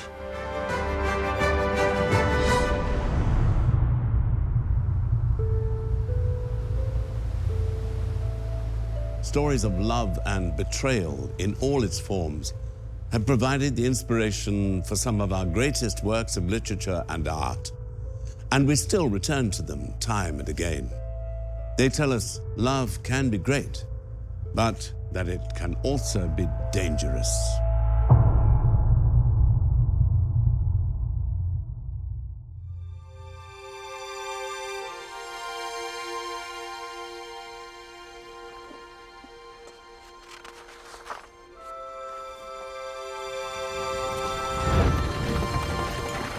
The royal convoy jolted over dirt roads. The journey had been a long one. Not a breeze disturbed the furnace heat of the day. Princess Iphigenia peered out at the countryside. Her mother, Queen Clytemnestra, dozed beside her. They had not stopped since that breathless messenger had first come to the palace. It was an urgent message from her husband, King Agamemnon. Clytemnestra was to join him at the distant port of Aulis, and she was to bring with her their beloved daughter, the beautiful Iphigenia. The carriage rumbled on. It would be hours before they reached their destination. Iphigenia examined an errant lock of hair. This would not do. She called the convoy to a halt and summoned her handmaidens. They shaped her hair into intricate braids. Jewels of gold were set about them. She wanted to look her best, for Iphigenia was on her way to get married. In modern society, most marriages, to start with at least, are based on love. But that was not always the case. In centuries past, marriages, especially among the elite, were more often an alliance between families or nations. You did not marry for happiness. You married to fill a treasury, to avoid a war, or, as in the Norse tale of the Lay of Thrym, to reclaim something that was stolen.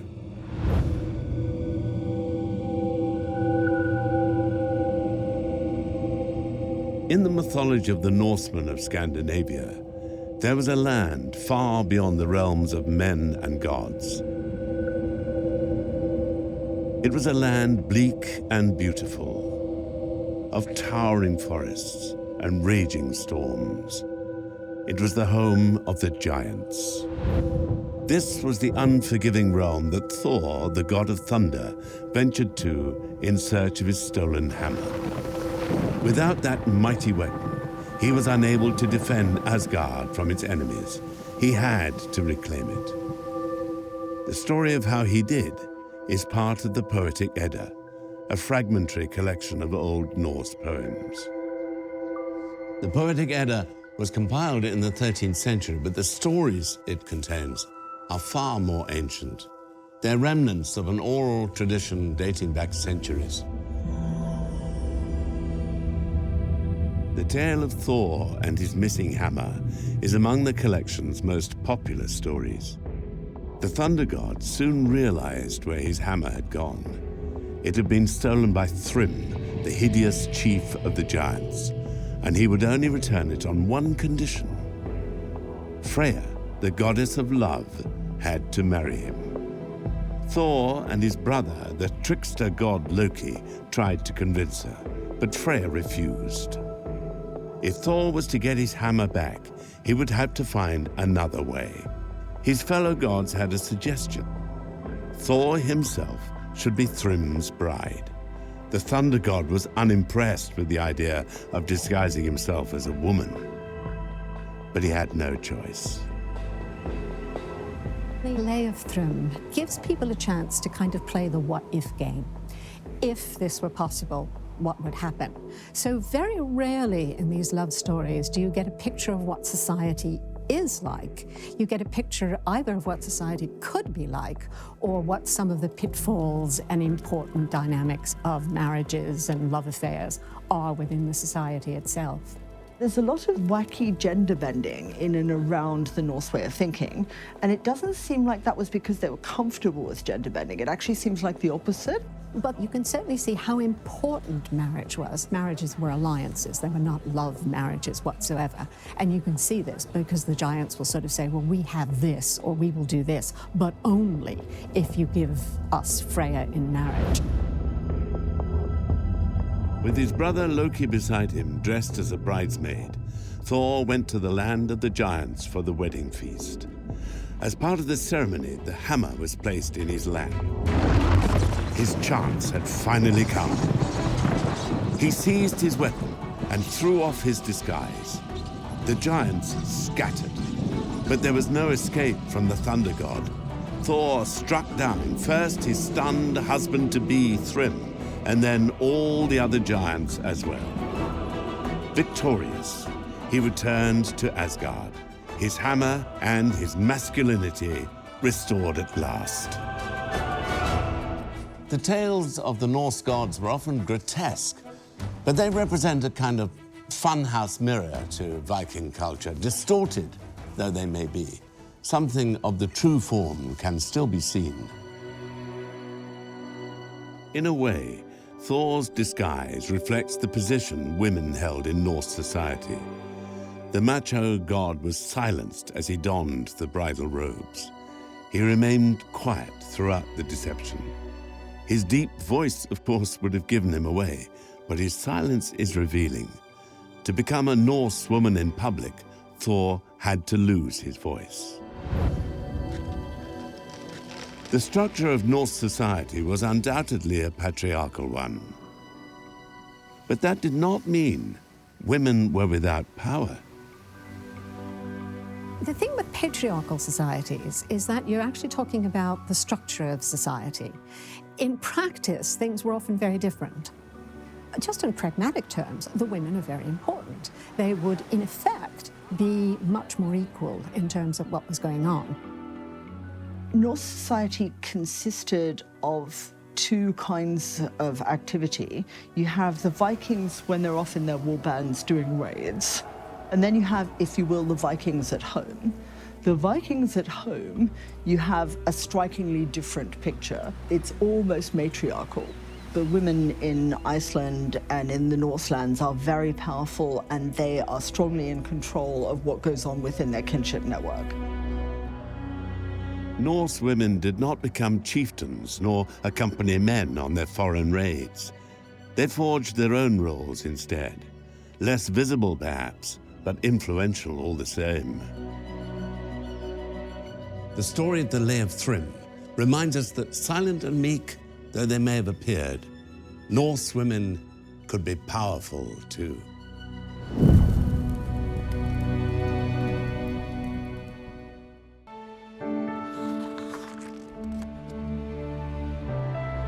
The port of Aulis.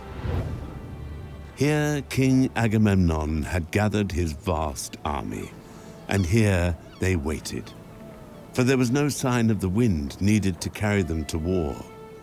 In a tent perched high above the placid seas, Princess Iphigenia waited with her mother. She had never looked more beautiful. But then she had never met her future husband before. In the greatest army ever assembled, he was the greatest warrior, Achilles. This was the man Iphigenia had come so far to meet. This was the man her father had promised her. Achilles noticed Iphigenia staring at him and smiled. He looked every inch the son of a goddess. Iphigenia bowed. "What is it that brings you to Aulis?" the warrior said. He did not know of any wedding. Agamemnon had lied. He had lied to his wife. He had lied to his daughter. Tears pricked her eyes, but she would not let them see. She ran from the room, pushing past the guards. If it was not Achilles, then Who was she there to marry? Iphigenia's disappointment is understandable. Rejection and dashed expectations are the price often demanded by love. But in mythology, even those who do marry may not find happiness.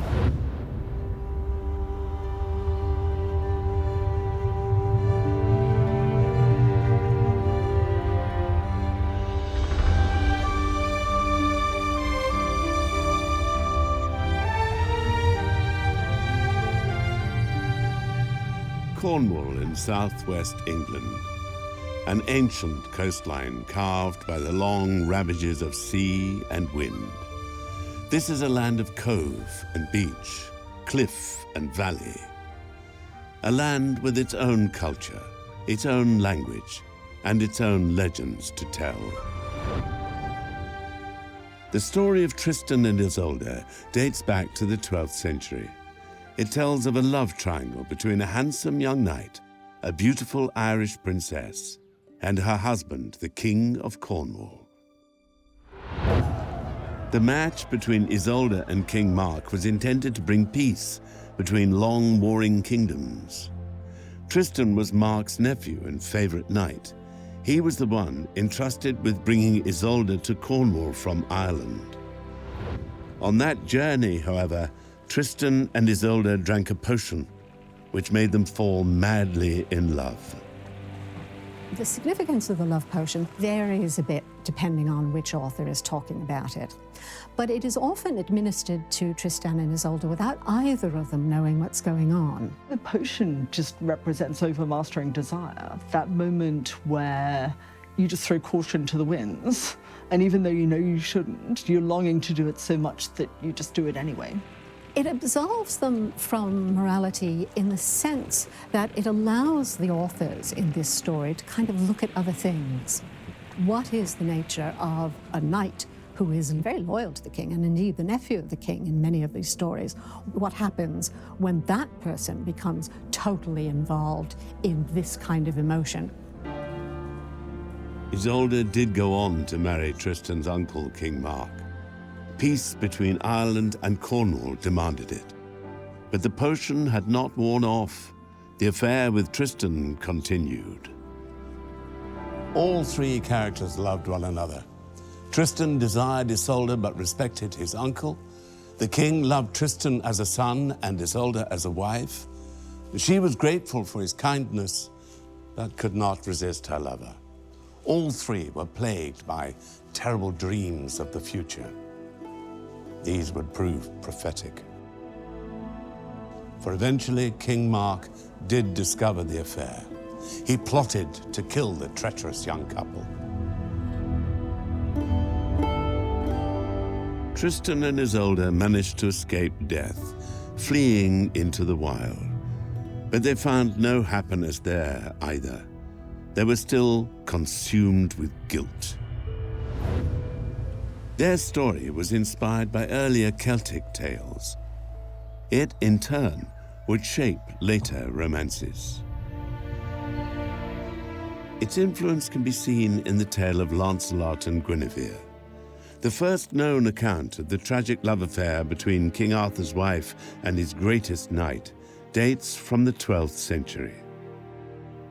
It was written by Chrétien de Troyes, a French court poet. Chrétien de Troyes is one of the most famous of the medieval romance writers. He pretty well invented Arthurian romance.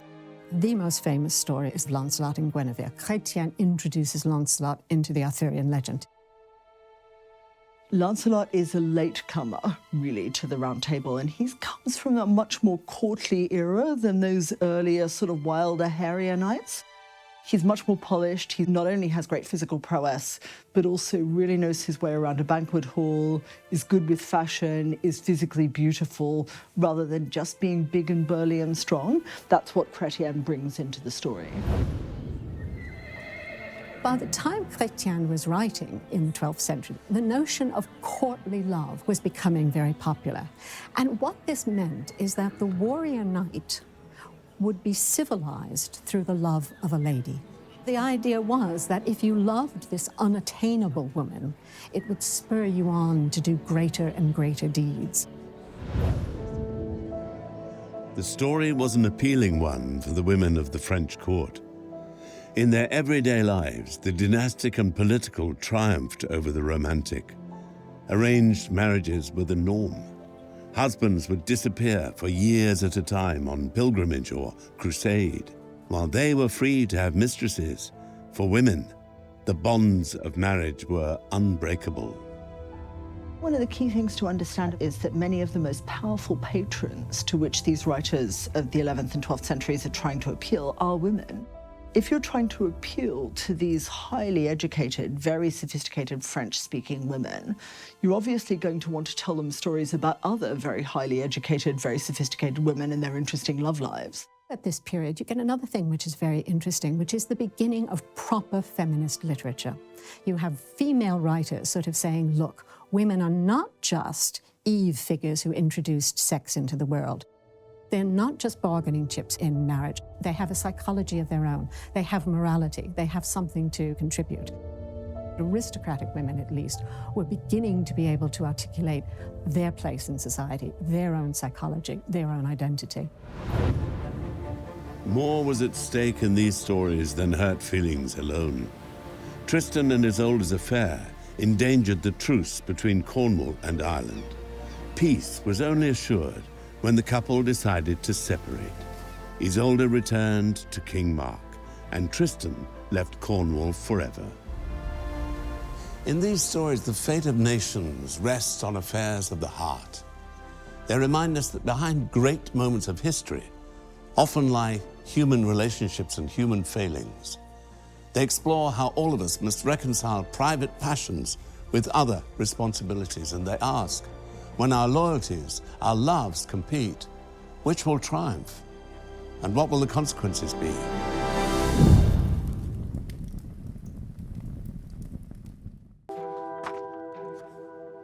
The miserable Iphigenia was dressed in her wedding finery.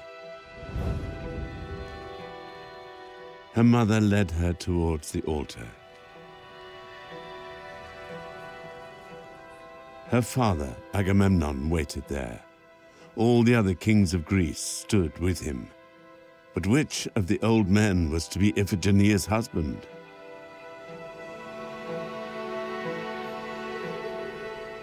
We are all of us but mortal, the king's voice trembled. We cannot defy the gods. Iphigenia was blindfolded, for Agamemnon had displeased the goddess Artemis.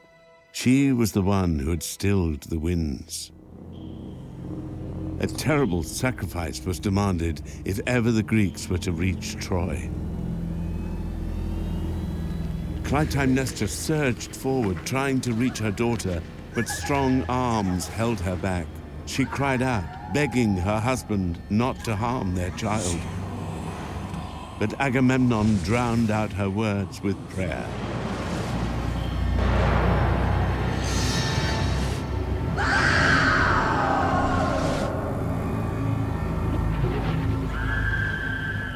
Clytemnestra screamed as her daughter slumped to the ground. Then it began, quietly at first, but soon spreading from harbor end to harbor end, the ropes and rigging of 1,000 ships, limp so long, bucked against their stays. The wind was blowing again. With the death of Iphigenia, Agamemnon's fleet was free to depart for Troy. The war there would last for 10 long years. When victory finally came, the sack of the city was a bloody one. But some Trojans did survive. Among them was a prince called Aeneas. Although his wife died in the carnage, he managed to escape the burning city with his aged father and infant son. His story is told in the great epic poem, the Aeneid. It was written over a period of 10 years in the 1st century BC by the Roman poet Virgil. It is widely regarded as his masterpiece.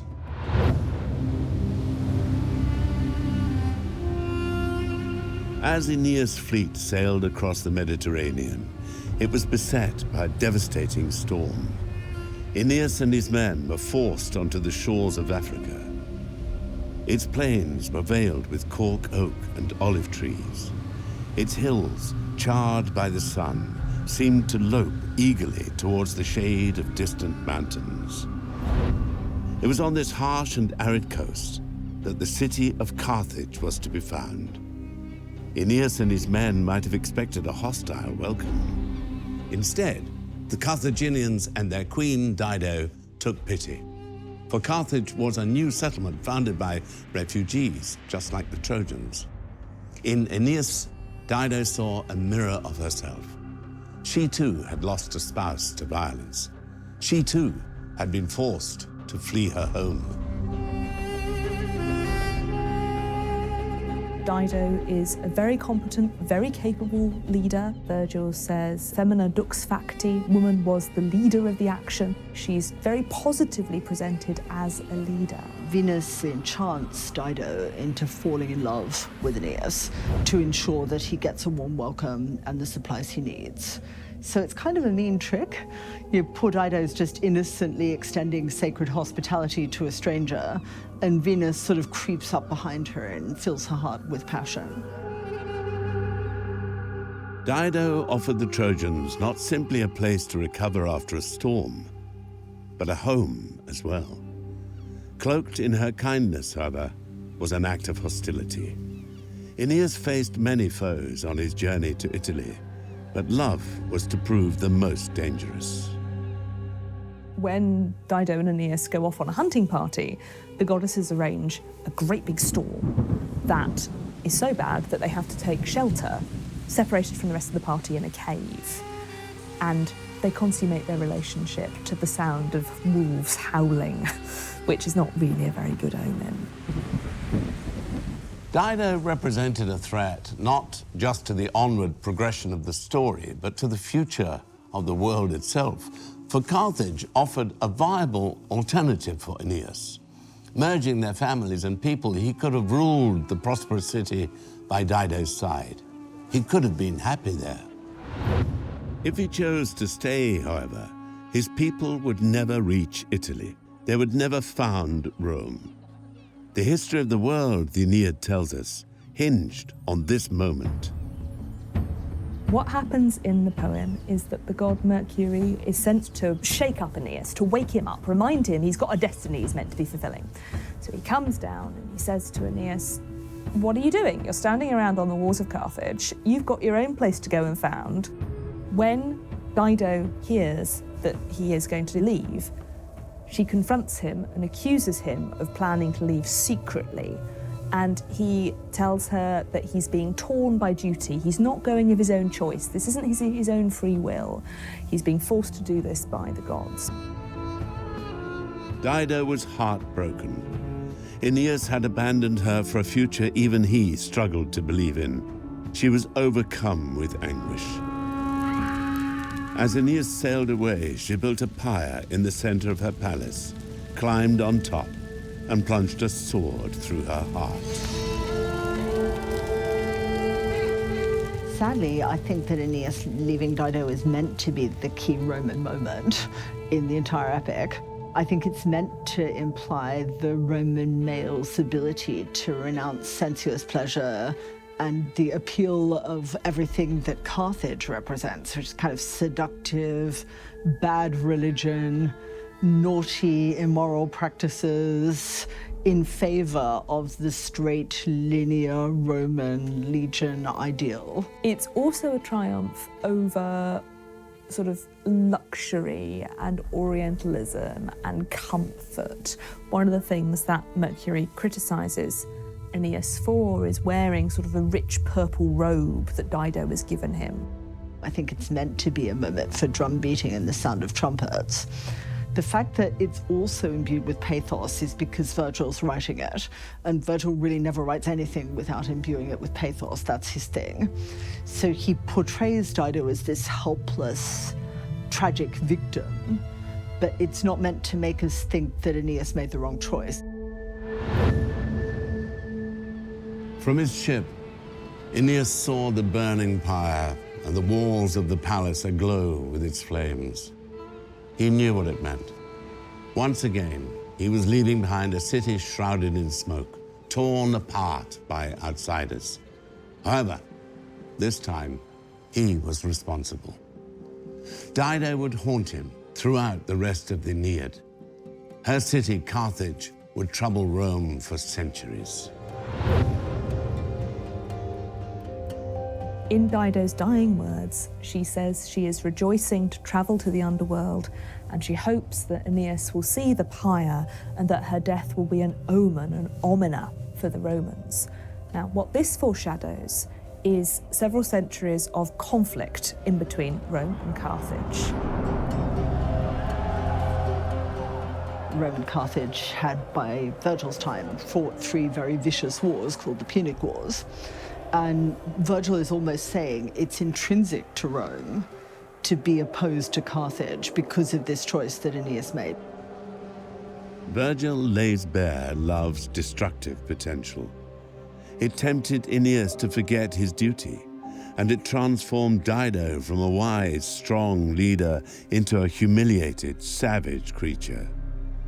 But there is a second transformation at work, one subtler and perhaps more subversive. Virgil was writing in the aftermath of a civil war. The assassination of Julius Caesar in 44 BC had led to a power vacuum at the heart of the Roman Republic. The struggle for supremacy would last more than a decade. In the end, it was Octavian, adopted son of Caesar, who triumphed. At the Battle of Actium, he defeated his one-time ally, Mark Antony. At Mark Antony's side to the end was his lover, Cleopatra, the Queen of Egypt. She was a figure of mockery, fear, and hatred in Rome. Virgil knew all this, so it is impossible to ignore the echoes of the African queen in his portrayal of Dido. It would have resonated, particularly with Virgil's audience, which would have just lived through the Second Triumvirate Wars, which did very much involve the Antony-Cleopatra-Egyptian alliance. There's very much a way that we can read the Dido-Aeneas episode as Aeneas teetering on an Antony-Cleopatra precipice and narrowly escaping the fate. Cleopatra was seductive in some of the same ways as Dido. She's sort of oriental. That in itself is seductive. She comes from what can be understood as a foreign religion, a foreign culture. She's kind of magical in some of the same ways as Dido. So I think in all those respects, the figure of Dido could have been read by Virgil's original audiences as a kind of avatar of Cleopatra. You might expect Dido, an enemy twice over, representing both Cleopatra and Carthage, to be vilified. Yet Virgil does not ask readers to hate her. Instead, he transforms her into the poem's most compelling character. He makes his audience feel Dido's rejection and the terrible pain she suffers. He makes us sympathize with the enemy. Love, Virgil tells us, can be a dangerous thing, but if it is, then it is one shared across divides of politics and nationhood.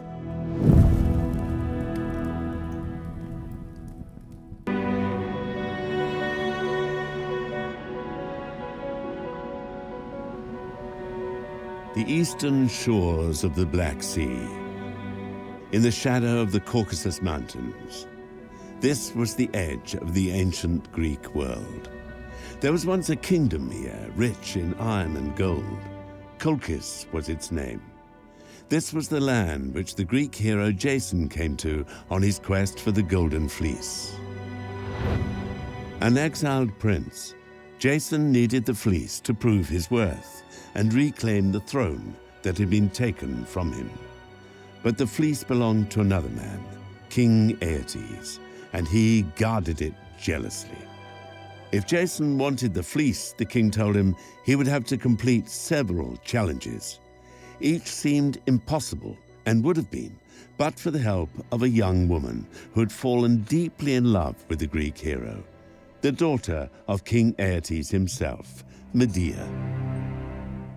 Medea is perhaps one of the most fascinating characters in the whole of classical mythology. She is generally regarded and described in the texts of all periods as a witch. That is, she's someone who has huge magical power. When we first meet Medea, she's very much a traditional lovesick maiden, brimming with unrequited love and very modest and very nervous. But even at this stage, we start to see sort of a much darker, much more powerful figure starting to emerge. With Medea's help, Jason completed the king's challenges. First, he had to harness fire-breathing bulls, then use them to plow a field. He had to sow serpents' teeth in the earth and kill the soldiers who miraculously grew from them.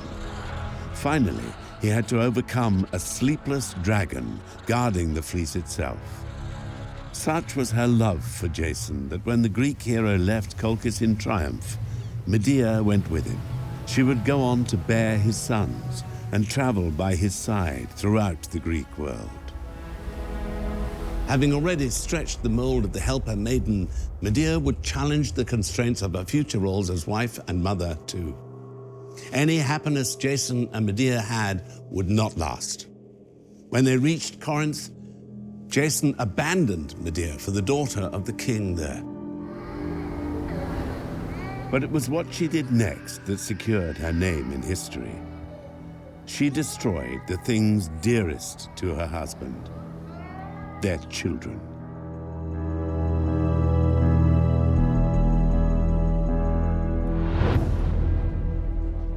Medea then fled Corinth and Jason for Athens.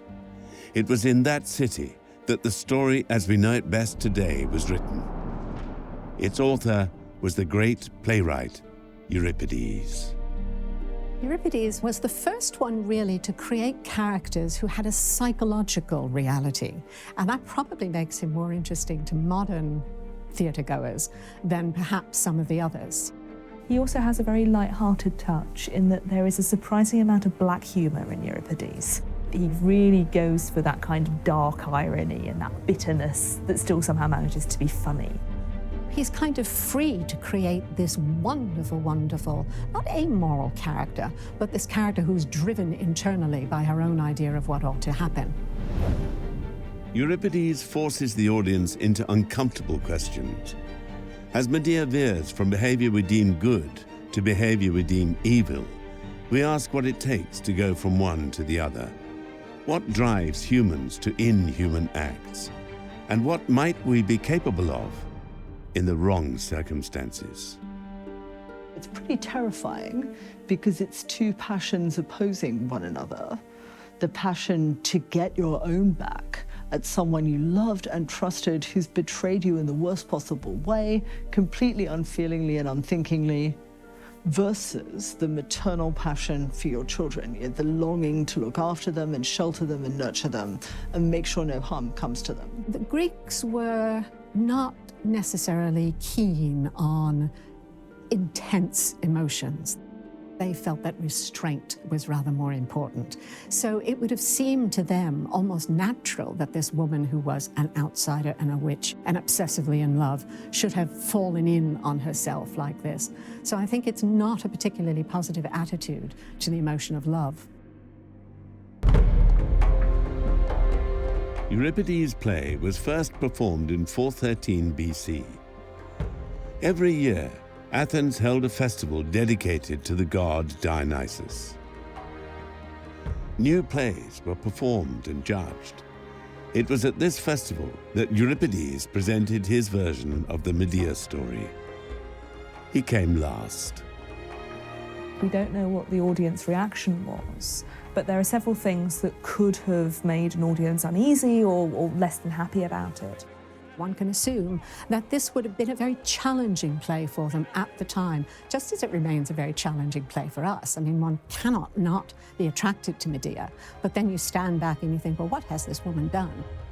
So in a sense, she is attacking all of the institutions of kingship and marriage that were very central to the Greeks. She's destroying their sense of order, and order was really important in the Greek world.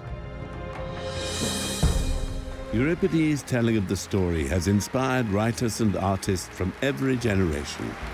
And today, his tragedy is perhaps the most popular of all ancient Greek plays. It's the complexity of the lead character that drives this endless reinterpretation. Medea acts on emotion, but is also cunning. She's the wife of a Greek hero, but a foreign barbarian at the same time. She's a loving wife who defies her husband, a loving mother who murders her children. She's a woman who rejects the roles that male-dominated society has given her, even as she embodies them. Medea's story tells us something very profound about ancient Greek attitudes to women, and particularly to the idea that women can't control their emotions as well as men can. The Medea highlights the double standard. It's perfectly acceptable for Jason to decide he's going to abandon the woman who has left her country for him, had his children, go off and remarry sort of a young Corinthian princess, and Medea is supposed to just say, "That's fine, dear, that's okay." By living through her passions, as the play forces us to do, we're encouraged to think, in that situation, how could I restrain myself? While this is obviously a very extreme case, it also establishes the idea of love as this dangerous driving force that can cause problems if it is not paid attention to.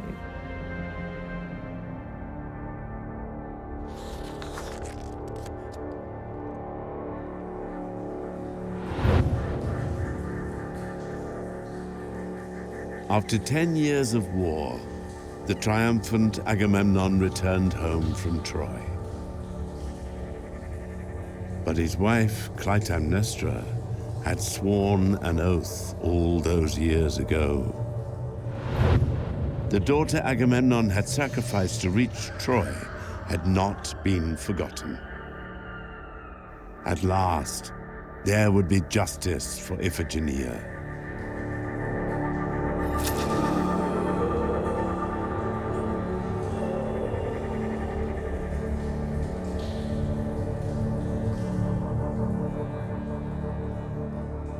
Love and violence seem bound together in Greek mythology. Just as in the tales of other cultures, it recognizes there are many sides to love. All these stories still speak to us, for the nature of this most powerful of emotions has not changed. The reason that myths of love endure is that they tell us about human desires, and they tell us how perverse human desire is. It's interesting that very often they aren't about love in the sense that we would recognize it. So they're not really like the romantic novels we're used to. Human desire is typically not something under much rational control, and in myths, it often runs away with even the wariest and smartest heroes and queens, and lures them into places where they'd really rather not be. You have that question of where do you put love as this irrational, driving, powerful emotion within a structure of society, and what happens when it is scorned. All societies must find a way of channeling this emotion, for its power over the human spirit is unrivaled.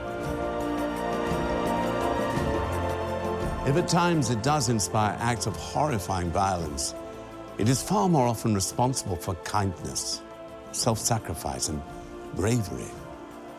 We cannot, however, have one without the other. Love is patient, love is kind, but love is also irrational, and love can be dangerous.